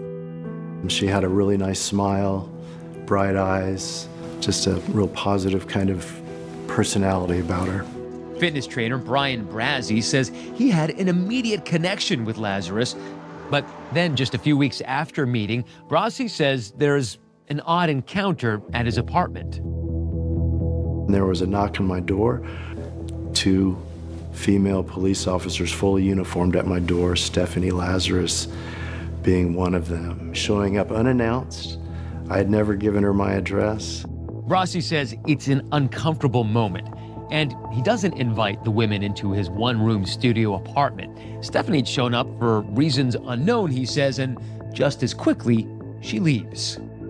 I really didn't know what to say or how to react. Brazzi says despite his discomfort over that visit, the two decided to go out on a date anyway. But when he later had to break the date, Brazzi says he saw a different side of Lazarus.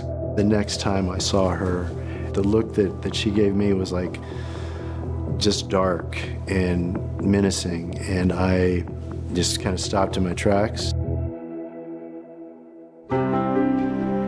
By the spring of 1986, after Sherry Rasmussen's murder, Lazarus's career at the LAPD was thriving.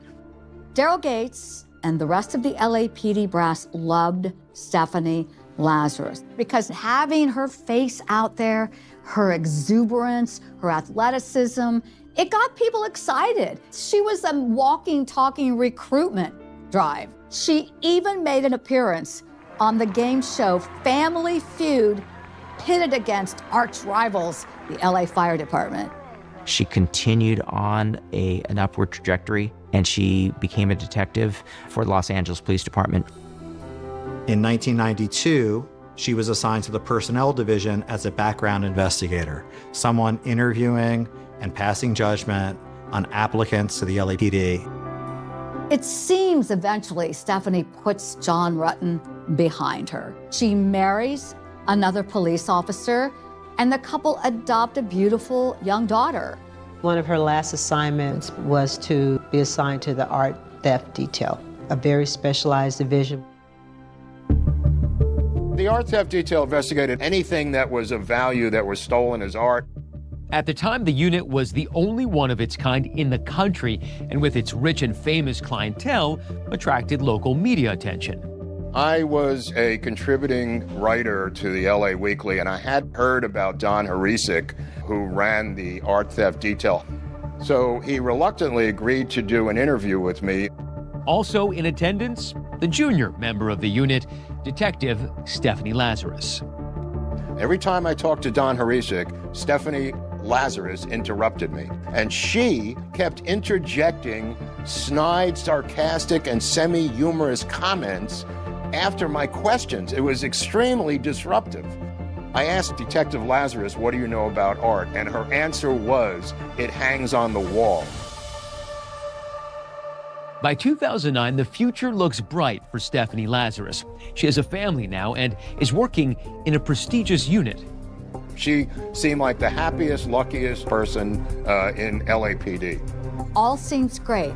She has no clue that a net is closing in around her.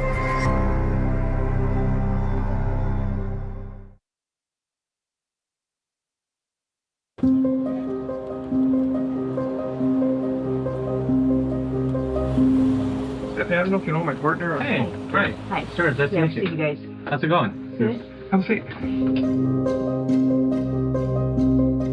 It's June of 2009, and Stephanie Lazarus has unwittingly walked into her own interrogation for the murder of Sherry Rasmussen. It's been 4 months since cold case detective Jim Nuttall first opened the case file and started carefully and quietly piecing together what he believed happened 23 years earlier. When detectives zeroed in on Stephanie Lazarus, one of their own, it appeared that they really wanted to keep that close to the vest. How important and how difficult was it to keep this under wraps and keep it secret? The detectives took every effort to scrub her name from their investigation. Any references to her at that point were only oblique references like suspect number 5.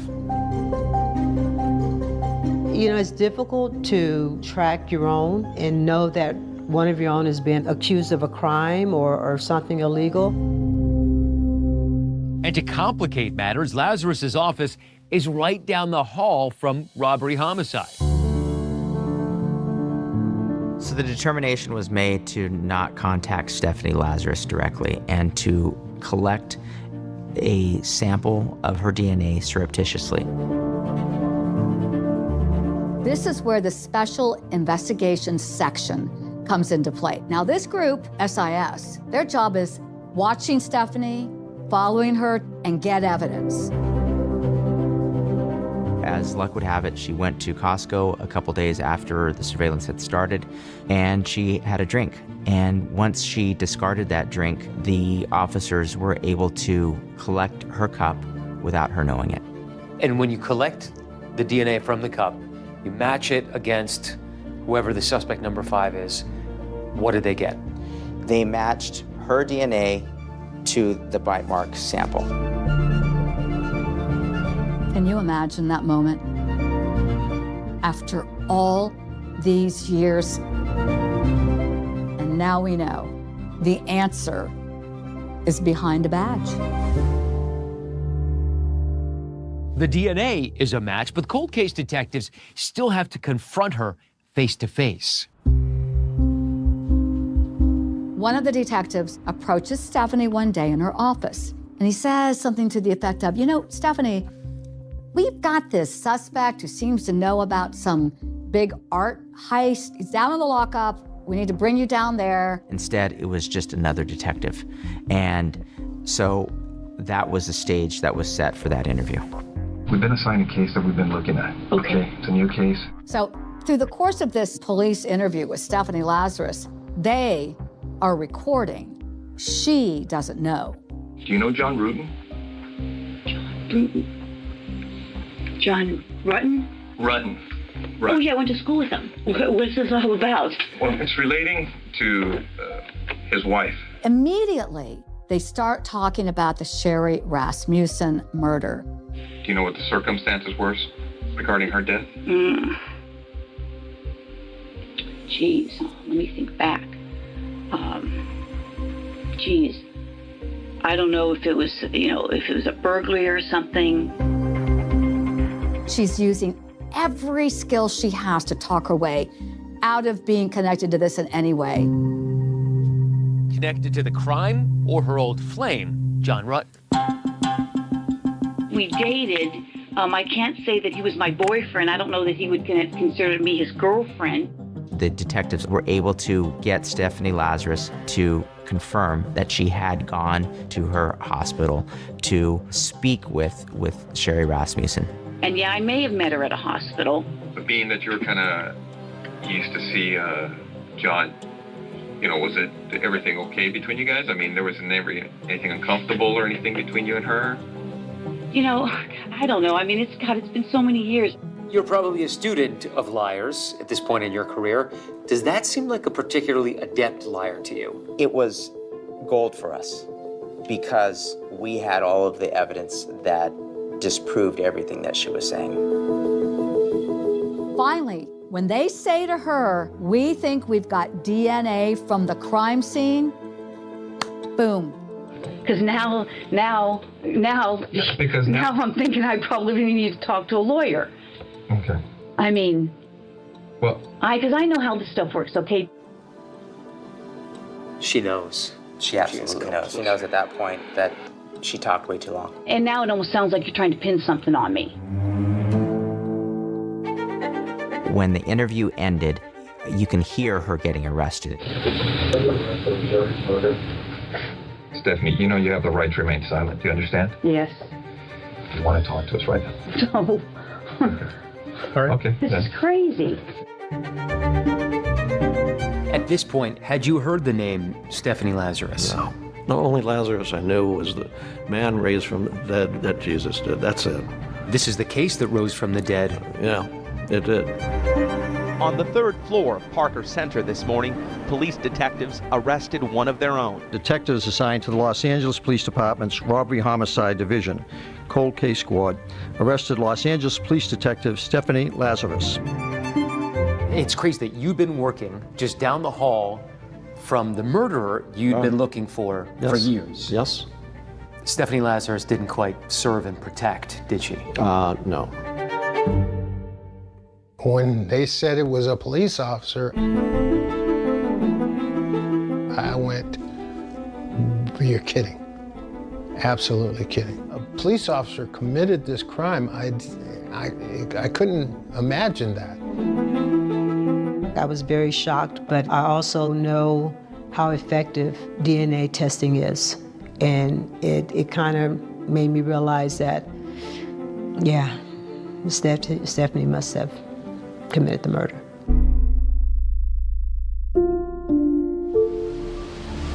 They were kind enough to come to our home and let my parents know that they had made the arrest. I mean, I cried because I was so excited, number one, that justice for my sister, but also for my dad. I was so relieved and so happy and so sad. We had waited so long, but at last. I'm totally in shock. It was just a stunning turn of events. Then a whole new chapter begins. The prosecution is armed with what appears to be rock-solid evidence. But this is LA after all, and strange things have been known to happen in court. So, you have to wonder, would a jury really believe a veteran detective is capable of committing a cold-blooded murder?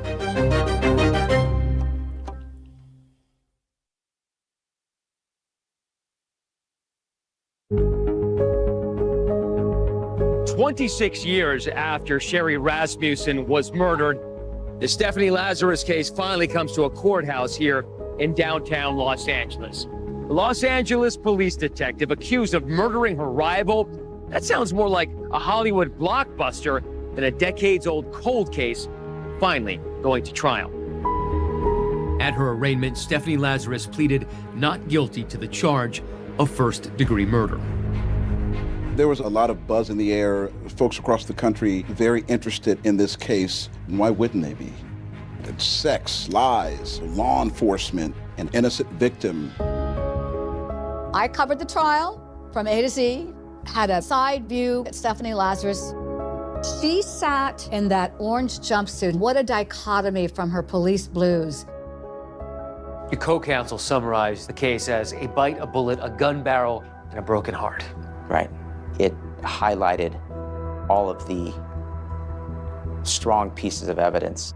So the bite mark, of course, referred to the DNA evidence found on Sherry Rasmussen's left forearm. The prosecution considered this their ace in the hole. You had 4 separate analyses done, so by far that was the most important piece of evidence. To explain how the bite mark got there, prosecutors presented their theory of how they believe Stephanie Lazarus was able to attack and kill Sherry Rasmussen. Stephanie Lazarus points the gun. Sherry grabs the arm. If I grab your arm, yeah, and you want to release my hand, or get me to release my hand, try to do this, or you could grab me, or what's very close, exactly. And the prosecution described the terrifying details about how they say Sherry attempted to escape with her life. Stephanie Lazarus fires that gun twice, and 2 shots go out the backslider. So Sherry Rasmussen knows this is a life and death situation. Sherry tries to escape, and she goes down these stairs. She did not get out. They collected her fingernails at the front door. Because she was literally clawing at the front door. Trying to get out. Stephanie was able to get her to the living room floor and hit her over the head with the pottery and hit her again with the firearm in the face. At that point, Stephanie grabs this quilt and wraps the gun with this quilt. And she muffles the sound of those gunshots by putting that quilt right up to Sherry's chest and shooting 3 times. Then there was the matter of the so-called broken heart described by the prosecution. Sifting through her diary, there were these tidbits of information where she was having contact with John Rutten. She would see John, she would follow John, she would stalk John. In Lazarus's journal, she wrote things such as, I saw John Rutten's car. I put a note on it and watched the car for half an hour. I did visit John Rutten, but his girlfriend was over. I really didn't feel like working, too stressed out about John. I have a real hard time concentrating these days. When Stephanie's journals were entered into evidence, it clearly identified to me that she really never gave up on her obsession with John. John Rutten testified about his love for his wife and how he did not expect or know that Stephanie was capable of committing this crime. Rutten said he never once promised anything to Stephanie. He described a friendly relationship that involved casual sex. But then he made a jaw-dropping admission, something he had told investigators back in 2009. After he got engaged, he gets a call from Stephanie. He reveals that somehow they ended up in bed and had sex. When John was on the stand, I learned for the first time that he had relations with the defendant shortly before marrying my sister, and that was very devastating. When it came time for the defense to present its case, Lazarus's attorney, Mark Overland, tried to cast doubt on the chain of custody on the bite mark swab, suggesting that the evidence was tainted and Lazarus may have been framed. The envelope that the vial was stored in was found in a pretty ratty condition.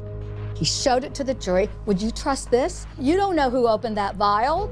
The strength of this evidence is that each piece was collected over a course of a long period of time, which would have made framing Stephanie Lazarus extremely implausible, if not impossible.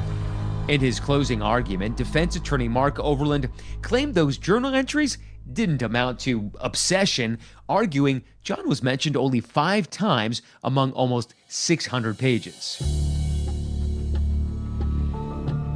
After almost 3 weeks of trial, the case went to the jury. They returned with a verdict in less than 2 days.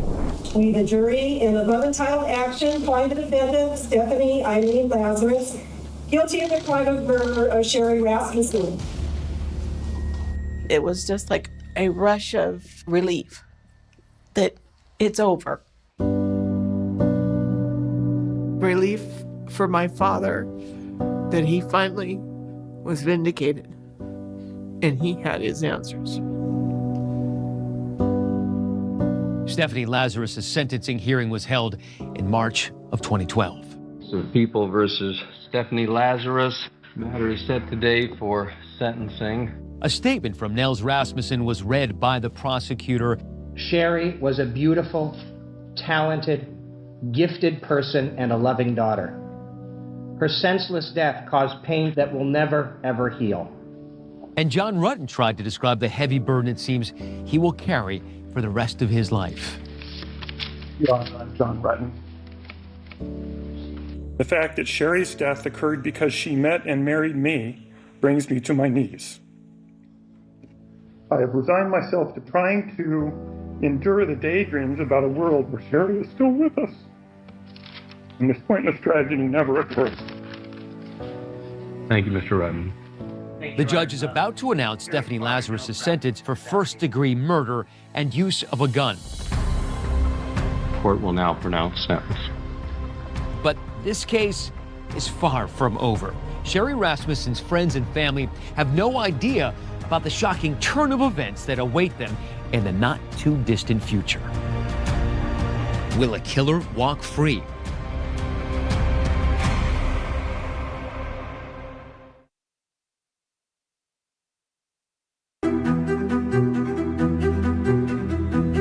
It's March 2012, and Stephanie Lazarus has just been found guilty for the murder of Sherry Rasmussen. Never admitting guilt, Lazarus waved goodbye and smiled to her family as she left the courtroom. What was her sentence? She received 25 to life first-degree murder and 2 years for the use of a gun. There had never been an arrest of an active LAPD detective for murder under circumstances this salacious, a cold case. And once the Rasmussens stepped forward, allegations of a cover-up. LAPD should want to know why it took so long, and there should be accountability for that passage of time. The Rasmussens took action in two ways. One was to file a complaint directly with the LAPD, alleging a cover-up to protect Officer Lazarus from criminal prosecution. They also filed a civil lawsuit against the LAPD, making the same allegation. The day that Stephanie Lazarus was arraigned, the Rasmussens asked to get answers as to what happened in 1986 and what happened that nothing was done despite our repeated requests. The LAPD denied the Rasmussens' allegations, citing immunity, and the lawsuit was eventually dismissed because of the statute of limitations. As for the complaint the Rasmussens filed directly with the LAPD's Internal Affairs Department launched an investigation in response to the allegations. Journalist Matthew McGough obtained a copy of the Internal Affairs file, which wasn't released publicly. A total of 6.8 hours were devoted to trying to determine whether or not Stephanie Lazarus was protected in an internal cover-up. More than a year passed before it was closed with no one being interviewed, no investigative conclusions. The Rasmussen complaint was classified as unfounded because the judge had dismissed the LAPD from any liability. 2020 reached out to the LAPD with questions about the handling of this case, and they declined to comment. While the Rasmussen family continued to raise questions about why Lazarus was not arrested for so long, they were certain that she'd spent at least decades behind bars. But just last November, there was a development that took everyone by surprise. It was late 2023 when Stephanie had her first appearance before the California Parole Board. This was years before anybody thought she'd be eligible for early release. It turns out, in the years since Lazarus's conviction, the state of California passed a new law giving special consideration towards paroling so-called youthful offenders who had committed their crimes when they were under the age of 26. Lazarus was 25 when she murdered Sherry Rasmussen. Letters supporting Lazarus's release were submitted to the parole board by friends, family, and fellow prisoners. She took responsibility for committing the murder for the first time, something that she had denied throughout her trial and throughout her incarceration until all of her appeals were exhausted. She showed absolutely no remorse and brushed it off as if my Aunt Sherry did not fight her, then she wouldn't have fight back, that she wouldn't have killed her. The only reason she confessed is because she wants to get out on parole.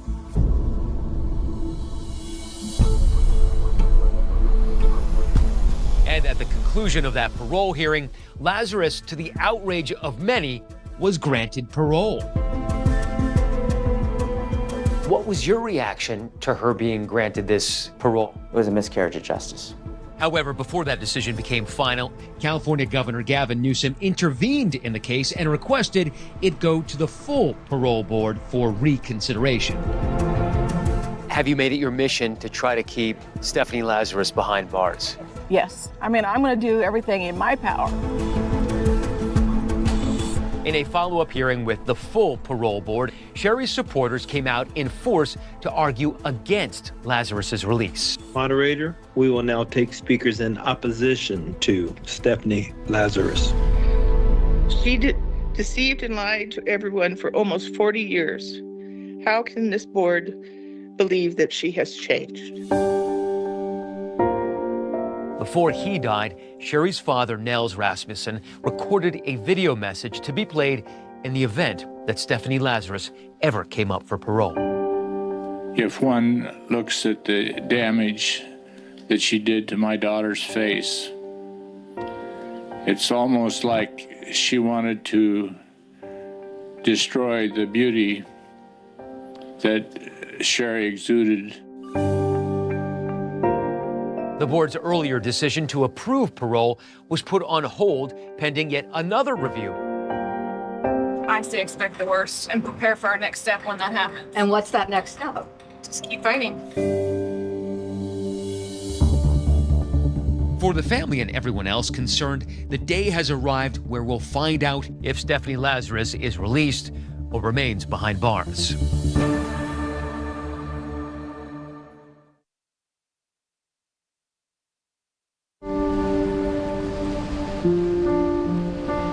My dad had a boat down in San Diego.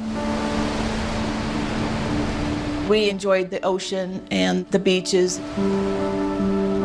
Was part of your father lost when the killer wasn't found? I think I would say yes. I mean, she was just glued to my dad. We have lots of pictures of them just arm in arm. And he never stopped fighting for her? Nope, never.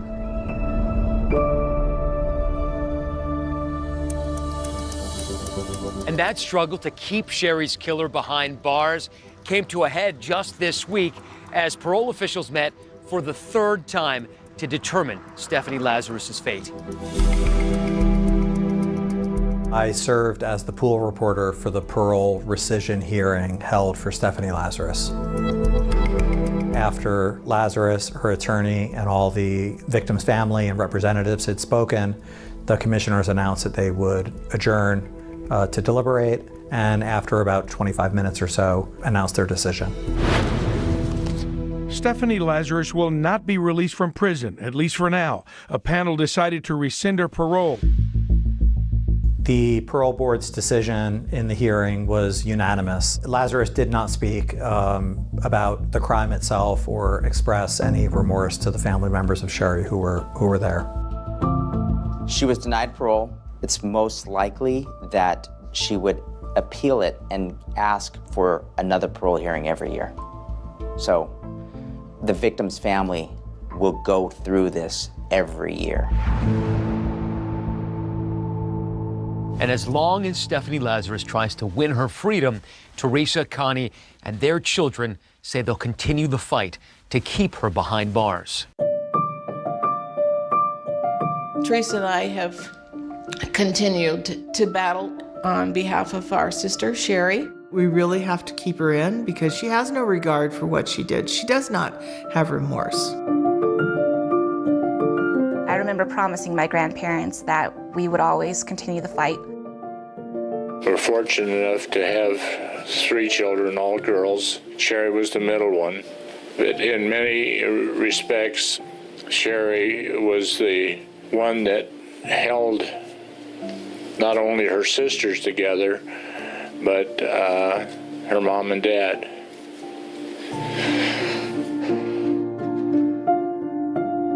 My Aunt Sherry no longer being with our family has left a hole that can never be filled. The memories we could have had. How would you like Sherry to be remembered? She was a very kind-hearted person. She was funny. She was just a wonderful, wonderful person who touched everybody she came in contact with. I think about her every day. Please, somebody, won't you take me? Like, what the heck is happening? What is going on? Silly. There's not a person alive on the planet who has experienced what we're experiencing now. Tonight, a live breaking news special edition of 2020. Never did I ever think that I was going to be on the front lines fighting a war, that this is life and death. How America is rising up. I feel like I'm helping to save lives of the people who are saving lives. And fighting back, racing for a possible treatment. Do you allow yourself to dream the first sign that it's working? Medical heroes on the front lines, risking their own health to save others. We're losing staff members. Our nurses are sick. I took on an oath to care for patients. Oh, I give you all. Celebrities making music online. Since we're all talking about staying home, Music has the power to heal. Tonight, it's all hands on deck. We're going to stay in this until we can defeat it. America rising, fighting the pandemic. Here's David Muir. Good evening, and thank you for joining us for this special Live 2020 America Rising, fighting the pandemic. Tonight, here are the stories of the heroes on the front lines, the doctors, the nurses, the healthcare workers, the paramedics, the police, the grocery store workers. So many Americans answering the call as the coronavirus explodes in numbers across America. And nowhere is it more evident than right here in New York, the epicenter of the U.S. outbreak. The country now has more than 160,000 cases from coast to coast, and this new number just in tonight, more than 3,000 dead. New York City with more than 38,000 cases, 253 deaths reported in just 24 hours. President Trump late today warning challenging times are ahead for the next 30 days. Doctors and scientists on his team saying we could see up to 200,000 Americans dying from coronavirus. And Dr. Deborah Birx adding that's if we do things perfectly, if we all adhere to the social distancing guidelines. The virus spreading into the Midwest and South, Chicago, Detroit, New Orleans emerging as new hotspots for the virus. And Maryland's governor reporting confirmed cases in his state now soaring 400% since just last week, ordering fines now for people who are not social distancing. So let's get to it tonight. The U.S. Navy hospital ship Comfort has now pulled into port here in New York City with 1,000 beds to help overwhelmed hospitals. A field hospital has been built in New York's Central Park for patients with coronavirus. The virus spreading into the heartland amid disturbing images of large groups in defiance of those orders to stay at home. In a moment right here, New York's Governor Andrew Cuomo joins me on the new numbers just out from New York City, the death toll. The numbers are alarming tonight. We asked, do healthcare workers have the supplies, the protection they need as they fight this? We'll ask the governor in a moment as the number of deaths in the U.S. now tops 3,000. Tonight, across this country, the grim images. In New York City, a body loaded into a refrigerated truck outside this Brooklyn hospital. Please stay inside. Please pray for the people. New York City bracing for a mounting death toll. More than 1,200 lives lost, 250 lost in just the last 24 hours. We've lost over 1,000 New Yorkers. To me, we're beyond staggering already. We've reached staggering. Just today, the Navy hospital ship Comfort pulling into New York Harbor, the 1,000-bed facility ready to take on non-COVID-19 patients to relieve the pressure on the city's overwhelmed hospitals. And in the heart of Manhattan, a new field hospital specifically for coronavirus patients set up in Central Park. As New York is pushed to the brink, the president's own team now warning the potential U.S. death toll could soar as high as 100,000 to 200,000 in this country. I think it's entirely conceivable that if we do not mitigate to the extent that we're trying to do, that you could reach that number. And tonight, President Trump has now reversed his hope to reopen the country by Easter, now extending social distancing guidelines to April 30th. This is what the president said just tonight. Challenging times are ahead for the next 30 days, and this is a very vital 30 days. We're sort of putting it all on the line, this 30 days. Doctors across this country struggling to help families unable to visit their loved ones, kept from the ICU for fear they would be infected too. We make it a point to call families twice a day, but I can't imagine being that person on the other end, having to wait for that phone call, never knowing what sort of news you're going to get. an emotional toll on nurses who are so often the critical link between a patient alone in the ICU and their family. I just came from a patient's room.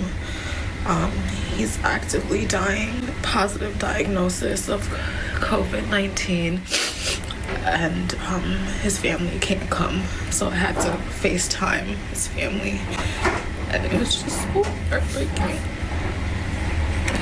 911 call centers stretched thin too. In New York, a record 6,000 calls in one day. First responders have been hit hard too. About 5,000 members of the NYPD are out sick, more than 900 officers and 260 firefighters testing positive for coronavirus.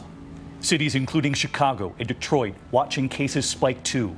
This convention center in Detroit will be turned into a 900-bed hospital. And in Philadelphia tonight, this arena at Temple University will be transformed into an overflow hospital after cases there have topped 1,000. And tonight in Los Angeles, the Navy Hospital Mercy, already taking on extra patients to ease pressure on the hospitals. And this virus is hitting doctors and nurses on the front lines too. Dr. Arnold Weg believes he contracted the virus through a patient's cough. My father is truly in the fight for his life. The doctor is a 63-year-old grandfather of 6 and marathon runner. He's now in intensive care for the first time as a patient. Yesterday was my parents' 38th wedding anniversary. And this is the first time they couldn't spend it together. Tonight, hospitals across this country are reporting drastic shortages of masks and protective gear. A national survey finding 88% of cities do not have an adequate supply. I have nurses that call me on a daily basis to tell me that they're scared, to tell me they don't know what to do. We didn't sign up for this. Mary McDonald recording this video saying it's not just supplies, it's basic medication. We're out of Tylenol. We're out of Tylenol. I don't know what I can do to save people anymore. And tonight, California officials are now warning that they're on the verge of a spike too. The state has at least 5,700 cases. And in New Orleans, for the first time since Hurricane Katrina, the convention center there now transformed to deal with an unfolding catastrophe. Over the weekend, cases in Louisiana jumping from roughly 2,700 on Friday to more than 4,000 today. Stunning to see the convention center prepared for something like this all these years later again. Tonight we are hearing from the front lines, America's medical heroes sharing their stories, the doctors, nurses, the healthcare workers fighting this battle, risking their lives to save others, some separated from their own loved ones and fearful, of course, that they might bring the virus home to their families. Here's ABC's Matt Gutman tonight.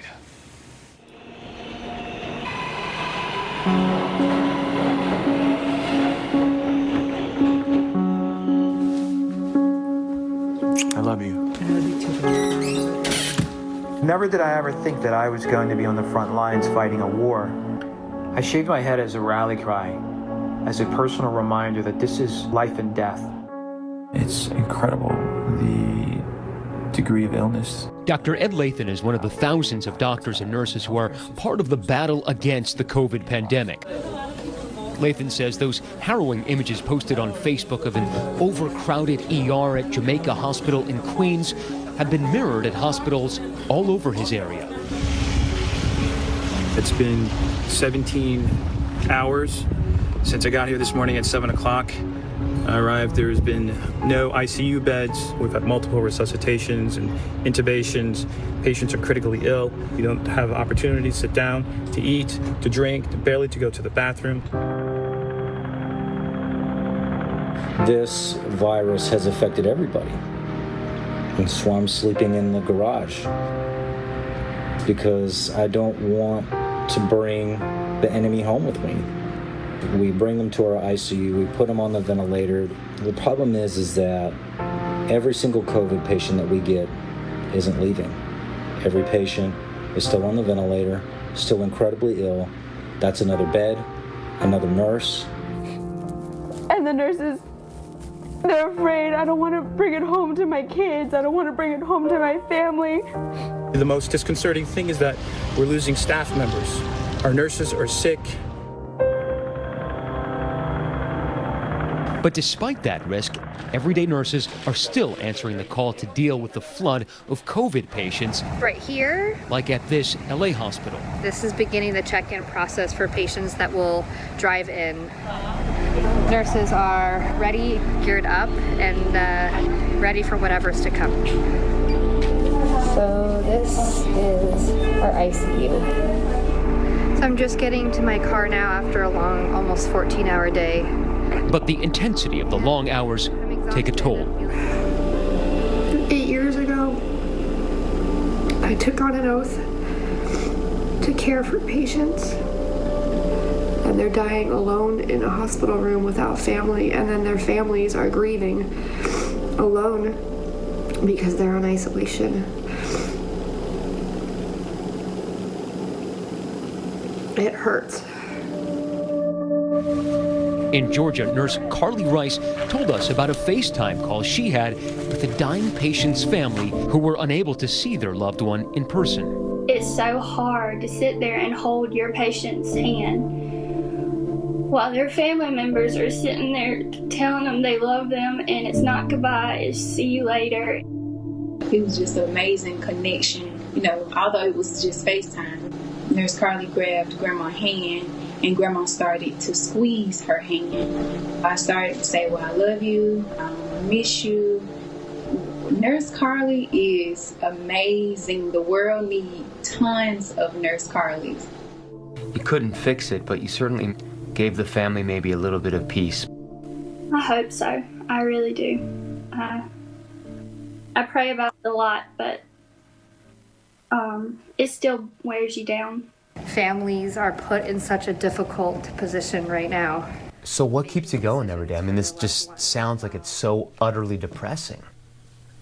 My patients, honestly, just today, you know, as we are rooting on our patient as he was going to be extubated, our first COVID patient to be extubated, meaning the breathing tube taken out, and we're giving him thumbs up and we're dancing in front of his room. And I mean, that's what keeps me going. First COVID extubation. The best moment is when I get home to see these little monkeys. Hi. Can't touch her, remember? How's your day? Good. Okay, but I can't get close to you. Let me go change, okay? It's a difficult time, but we're rising to the challenge, and we're going to stay in this until we can defeat it. We cannot forget our healthcare workers, and when you see those parents go home and they can't even hug their own children until they get that gear off. Matt Gutman, our thanks to you. And you've heard from the front lines, the doctors, the nurses, the healthcare workers, and tonight we have new numbers coming in from New York City just moments ago. We asked Governor Andrew Cuomo a short time ago, do the workers here have the protection they need? And when does he see the peak of this here in New York? How many days, how many weeks are we talking about? I spoke with the governor just before we came on tonight. Governor Cuomo, thanks for joining us here tonight. I know you said earlier today that there was no time for politics, no time for partisanship, and you know, quite frankly, we agree with you. We don't have time for that tonight as well. So I wanted to get right to the new numbers out of New York City tonight. The health department has just announced that 914 people have died in the city as a result of COVID-19. That's up from 790 just this morning, an increase of another 124 deaths. So I'm curious, Governor, as you continue to fight this here in New York State, the epicenter in this country, what do you still need in this fight right now? Well, David, thank you very much for having me. Look, we still have a way to go, right? Everybody's been watching the quote-unquote curve and trying to flatten the curve. We're still on our way up the mountain in New York. I think it's important for the rest of the nation to watch New York because we are really the canary in the coal mine. We're just the first test case of this with this intensity and this density, which is a function of who we are and how we live in New York. But you're going to see the number continue to climb. We don't believe we've hit the quote-unquote apex of the curve, so that number will continue to grow. We'll then hit the apex, and that's the point where we really have to make sure our health care system doesn't collapse from the weight of the people who are flooding the healthcare system right now. And then all the experts say you'll be on the other side of the curve and the numbers will start to drop and you'll be on the way down. To avoid this collapse, Governor, what do you still need? You know, this is now, it operates on two levels, David. People still have to be responsible. Stay home, stay home, stay home. If you go out, you subject yourself to danger. You could infect yourself, infect others. So people have to be responsible. And second, this is a battle that is being waged in our healthcare system. The soldiers, quote unquote, of this war are the nurses and the doctors and the healthcare professionals. And we have a health system that can't handle this capacity. You're going to be in this state at roughly double capacity by some projections. So it's the staff, it's the equipment, it's literally the number of beds. And that's what we're bracing for. Governor, you talk about the apex, the peak of this. I know you're relying on your own scientists behind the scenes. What do the numbers tell you about when New York City, when New York State could see this apex? You know, David, that's the hard part. We have quote-unquote experts, but really there are no experts here. So we have 4 or 5 modelers, projectors, and they are the best companies on the globe, literally. But, and they have data because this has happened since China, and they have South Korea, and they have Italy, and they have models. But we have a range of anywhere from about 1 week for the apex, some people saying another 21 days. Some people say the apex is about half of what the others say. That's one of the things that's so bedeviling about this. You have such a wide range of projections because nobody really knows. So, Governor, if you're dealing with 7 days, possibly up to 21 days, as you just mentioned, you have said often that what you're seeing here in New York, other communities will see as this moves across the country. So what would you say to authorities in Detroit tonight, Chicago, New Orleans, some of these other communities that are beginning to see their numbers surge as well? What should they be doing right now to try to avoid some of the horror of what we've lived through here in New York? Look, I say to my fellow governors, my colleague governors, I say to any elected official, any community, this is unlike anything you've seen before. This spreads like fire through dry grass with a strong wind behind it. This virus transfers unlike anything we've seen. Now, you see it first in dense communities because by definition you have New York State, right? 19 million people very close together. That's why it moves so fast in New York State. But Detroit, cities, New Orleans, you've had past flu pandemics that wiped out cities because they had a parade. That's the type of virus this is. So it easily and quickly transfers. You will see it move all across the country. You'll see it increasing, and you'll see it everywhere. So I said today, look, don't think New York is unique in this regard. New York is just first. And let's watch New York, let's learn from New York so we can actually help other communities when this spreads. I asked other communities today for help. We need nurses, we need doctors. Our hospital staff is already really, really stressed, and we haven't even hit the apex. So I'm asking other healthcare professionals from across the country, come help New York, and by the way, we will reciprocate and we'll be there to help you when you need help. And they will need help, David. It's not that New York's immune system is any different than any other American. There is no American who is immune from this disease. We are the tip of the spear, and I hope people help us. I'll be there to help them, and let's learn the best way to handle this. You know, in the last 24 hours, the president out with that new guidance extending social distancing, stay at home through April 30th.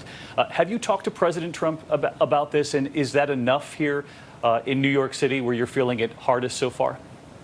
You know, I speak to the president almost on a daily basis, given the situation that we're in.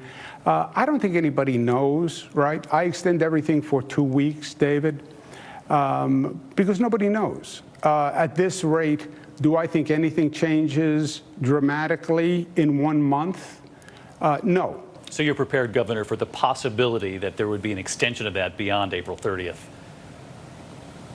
Oh, yes, certainly. I talk to healthcare professionals who say, look, I am more emotionally exhausted than physically exhausted. And you have these healthcare workers who are afraid that they're being exposed to the virus. They could be bringing it home to their family. So this is really unlike anything we've seen on a number of dimensions. And Governor, you mentioned those frontline workers, the healthcare workers who have talked to you about the emotional toll and about the fear of possibly bringing this home. Are you confident tonight, Governor, that the doctors, nurses, the healthcare workers on the front lines here in New York State and New York City have the protective gear they need to protect themselves as they fight this fight? You know, David, it is a day-by-day challenge. What is happening here is you've not only overwhelmed our hospital capacity, you've overwhelmed the nation's hospital capacity, or big parts of the nation at the same time. That then has caused everyone to shop for the same supply, and the shelves are bare. And it's not just everyone in the United States, by the way.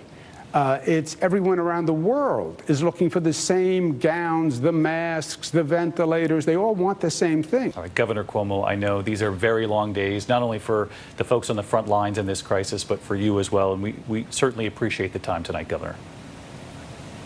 Thank you. Thanks for having me, David. And there is still much more ahead on this special live edition of 2020, the warning from young people infected with the virus. They have recorded their own videos tonight documenting their conditions, and they're sending a message to the American people. They hope you will listen to them describe this virus coming up. And Diane Sawyer reporting tonight inside an experimental procedure that might help save some coronavirus patients using antibodies from those who have already recovered. And we asked tonight, do you have immunity after you have this once? How many of us have had this and were asymptomatic? Dr. Jen Ashton standing by with your questions tonight, and you can send more questions my way on Twitter. Use the hashtag ABC2020.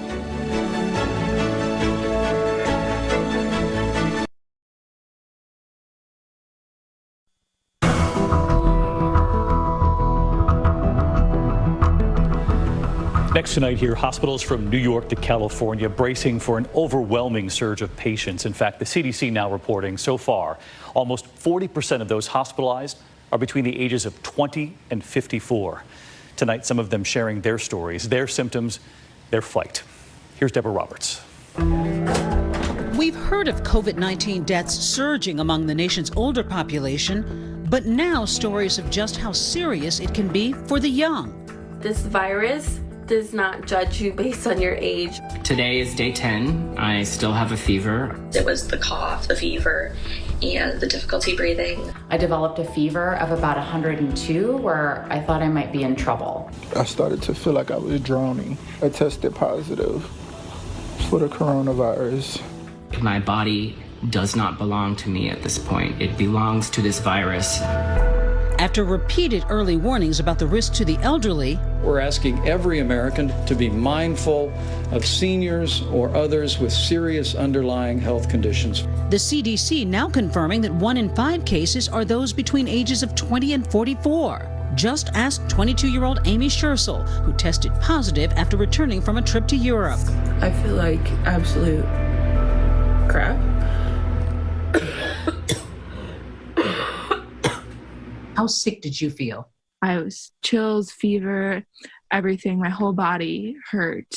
I ended up calling 911 and going in an ambulance to the hospital. I honestly thought I was going to die. It felt like I was using all the energy I had just to stay alive.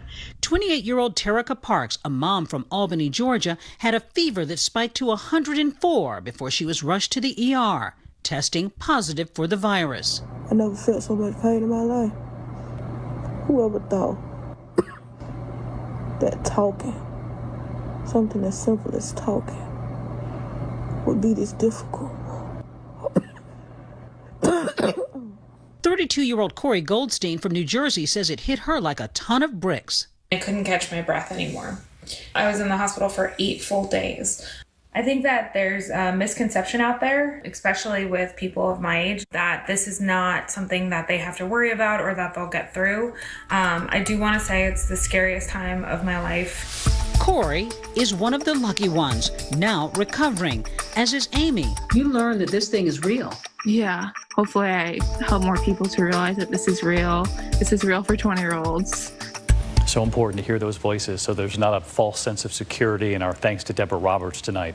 We're going to turn now to the race to save the most severe patients. And Diane Sawyer has been following a pioneering effort by the medical community to meet the challenge of the times.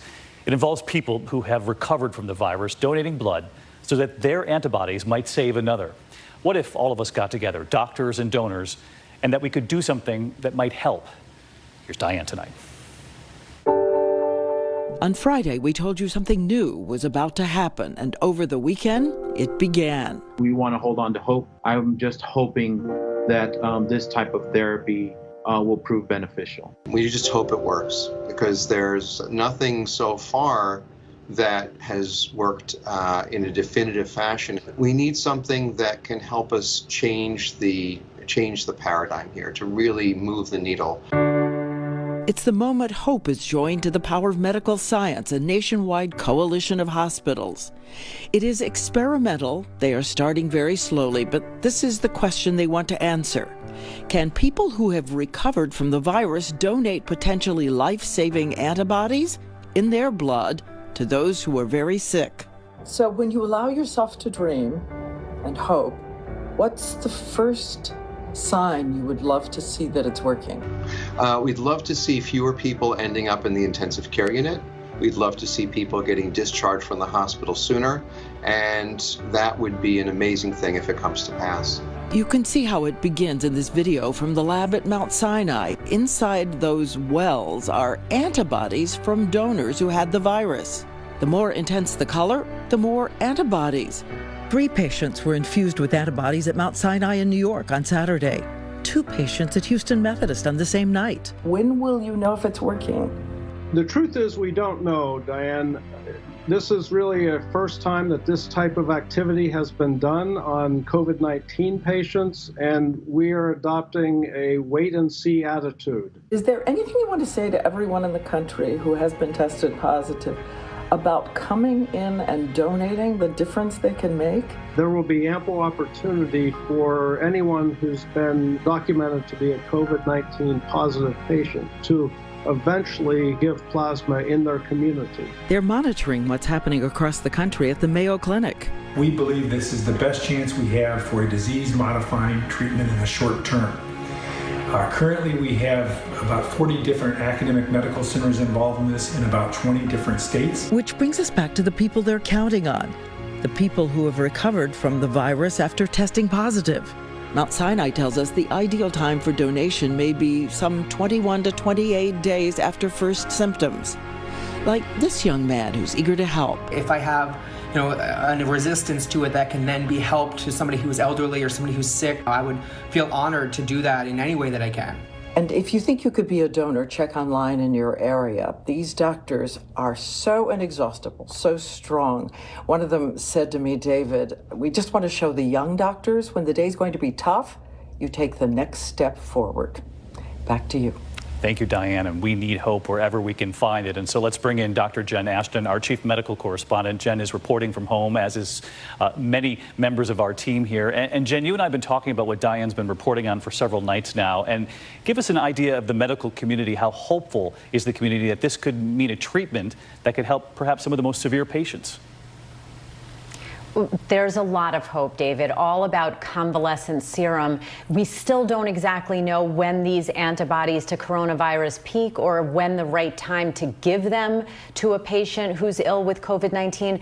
But the real hope, because it's shown some promise in other viruses like SARS, is that it can not only help a patient who's ill, but help protect us from future infections with coronavirus. So there's a lot of attention on this right now. A lot of hope. And Jen, for folks who are wondering, do you have immunity after you have this, even if you were asymptomatic and didn't even realize you had coronavirus?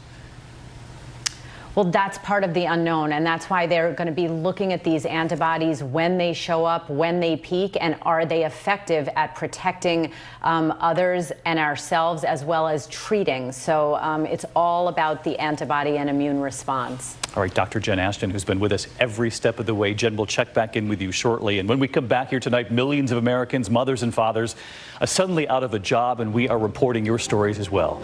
In fact, just today, 2 major retailers furloughing most of their workers workers, just add them to the list. So tonight here, we're going to hear from many voices, including an unemployed pregnant mother among them, worried about how they're going to pay the bills with no paycheck coming. And what we've learned tonight, if you're going online to try to get help with unemployment, we're trying to get answers for you when we come back.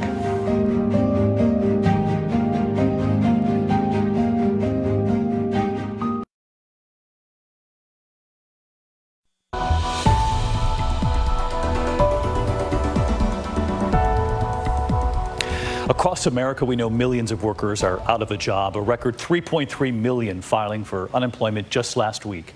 Macy's and The Gap furloughing nearly all their workers just today, adding their names to the list. Families now living with no paychecks, some struggling with the unemployment process, wondering if they'll ever return to work and wondering about those stimulus checks. Do they have to apply for them? Will they show up on their own? So here's our chief business correspondent, Rebecca Jarvis, tonight.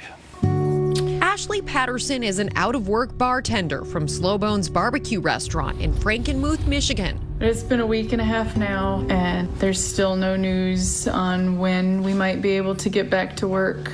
I'm 5 months pregnant, and we have a 5-year-old daughter. Ashley's husband, Justin, was wounded in a helicopter crash while serving in Iraq. His disability payments help, but not enough. I have at least 3 bills due as of right now, and not much money in my checking account.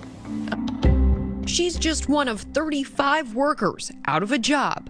One story from one small town, emblematic of so many others in so many different places. With offices closed, filing for insurance has moved online. Every state has different rules, frustrating many people. I really need the income as soon as possible. Perla Pimental went on the State of Florida website to apply for unemployment insurance as soon as she lost her job as an event planner in Orlando. I have to say, filing for unemployment is not a very easy process. I can see how someone who's not really well-versed in computers could have a hard time doing it. Back in Frankenmuth, Jim Jones, the owner of Slow Bones, hoped takeout could keep his business alive. But it's not working out. We're down to it. We're running out of money. We need help.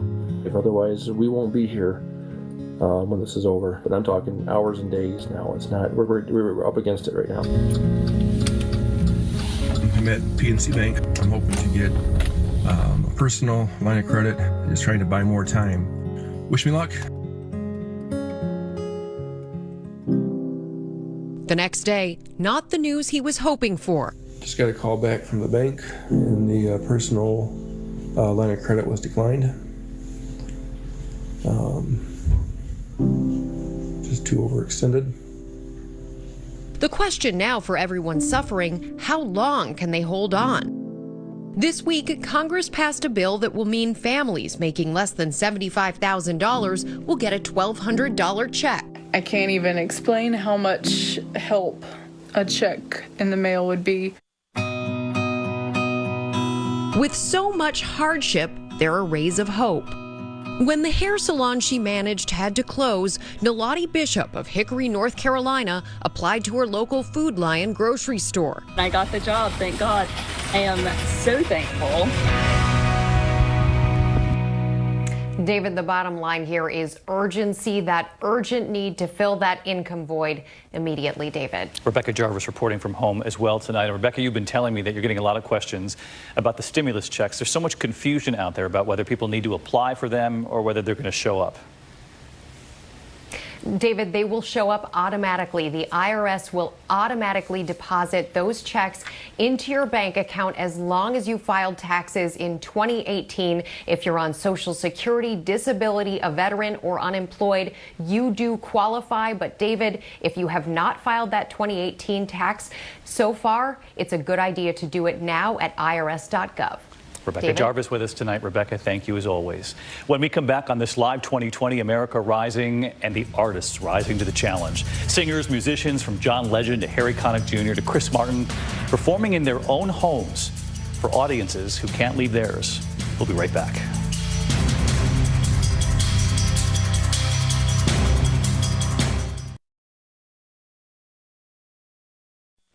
Next tonight here is hospitals around the world and around this country turn their attention to the swell of coronavirus patients.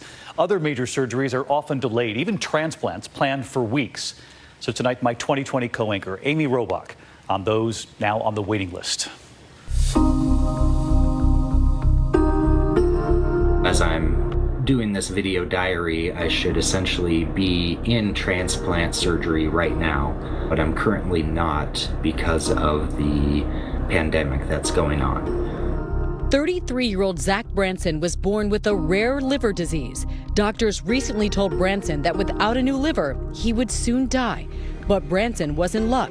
His uncle volunteered to be a living donor. Everything was finalized. His liver was a great matchup anatomy-wise for me. But Branson's surgery was suddenly postponed last week as across the country, organ transplants, along with other major surgeries, are being put on hold on a case-by-case basis in order to preserve resources at hospitals and protect patients from the risk of infection from the virus. Mama. Mommy. Allison Vitacor is battling stage 4 breast cancer. Here's my pill pack. She just decided to reschedule surgery to remove her ovaries next month. We're being forced to make a lot of choices that we don't know were right or wrong. Even for the healthy, like expectant mom Jennifer Schleier, the fear of COVID-19 has amplified anxieties and changed protocols. Due to recent restrictions, the rest of Schleier's immediate family is not allowed in the hospital to meet the new baby. Oh, I just want to share it with my whole family. COVID-19 has forced all these patients to contend with a plague of uncertainty. Just the way this virus pandemic has been progressing has led me to start the process of initiating in-home hospice care. As for the most fragile, who are entering the world at this most terrifying of times, the Schleier family is optimistic. I think we want everybody to see this. This might be a sign. We got a rainbow right outside. We got a rainbow right outside our window. It's awesome. It's amazing. It gives us hope. I hope every single person out there is trying to stay healthy, stay hopeful. Well, we're thinking about everyone who's been affected by this with planned surgeries. Our thanks to Amy as well. And we did hear some good news tonight on Zach Branson. Amy reported on him, the man who you just met. He's waiting for his liver transplant. He just got the call tonight that before the virus peaks, his surgeons want to perform his transplant this coming Monday. Let's get back to our chief medical editor, Dr. Jen Ashton, with a question that many people have been asking both on Twitter and elsewhere because of the headlines, Jen, and it has to do with masks. Obviously, the medical community doesn't want to run on masks, but we heard Dr. Fauci talk about this. The president late today actually addressed this as well. If you happen to have a mask at home, does it offer you any protection to be wearing that around?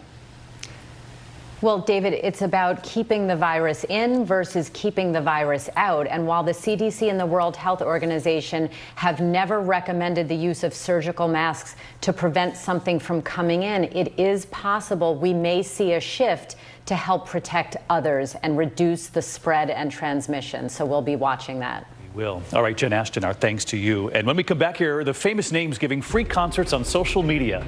America Rising. I'll be right back. With Americans being told to stay at home until at least April 30th now, keeping yourself and your family entertained may not be so easy. So with their tour dates postponed, many singers and musicians are now rising to the challenge, raising millions for charity and entertaining you without even leaving the house. Once again, Amy Robach. Dedicate this to everybody in isolation right now. Is this on? With concert tours canceled, singers and musicians are taking their acts off stage and online. Nobody has it easy. I still can't believe you. 'Cause you're a sky, oh, you're a sky full of stars. The idea took off, and many #TogetherAtHome concerts have been shared on social media. These virtual concerts help raise over $112 million for the COVID-19 Solidarity Response Fund. A lot of artists have decided we want to try to help make staying home a little bit easier for everybody. So we're going to try to entertain you. I love it when you call me señorita. Musicians are connecting with fans in new and unique ways. Harry Connick Jr. invited the world into his basement in his new YouTube show, Hunker Down with Harry. I'm glad that I can do just a little something to help people pass the time and maybe feel a little bit better. In your basement, you perform City Beneath the Sea. What does that song mean to you? Somebody, won't you take me to the city beneath the sea? Even if we're apart, we're connected in a different, almost more powerful way, which is what that song means. Earlier today, I also spoke to Rock and Roll Hall of Famer Jon Bon Jovi about the photo his wife took of him washing dishes at his Soul Kitchen and the caption he wrote for that photo that became the chorus to a new song. If you can't do what you do, do what you can. The next day is when I said, that's a song. And I sat down and I wrote it. And as I was writing it, I thought everybody is got the same story to tell. If you can't do what you do, you do what you can. I put only a verse and a chorus out into the internet to say, write me a story. I was watching people sing versions of their verse and singing along with me. So this will end up being the world's longest pop song. And music has the power to heal. You can't do what you do, you do what you can. Thanks, everybody. Keep your thoughts coming through, okay? And I'll be here to sing them for you. Our thanks to Amy Robach again tonight. And when we come back here, messages of hope in every corner of America. Our 2020 special, America Rising, continues in a moment. I'll be right back.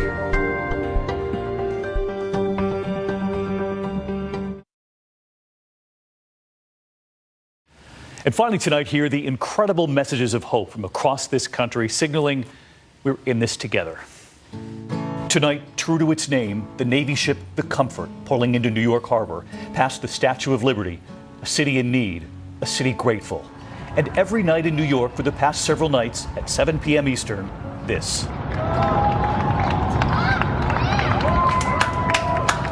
Applause for the brave healthcare workers risking their own lives to save others.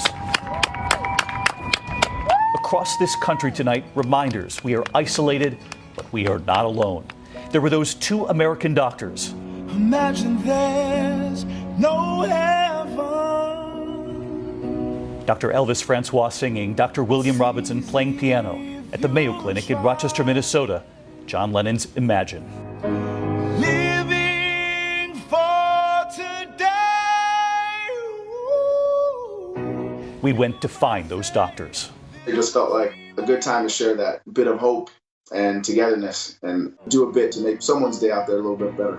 But I'm not the only one. In order to beat this thing and self-isolate and quarantine, it's going to take everybody. And so the message of that song kind of hit home.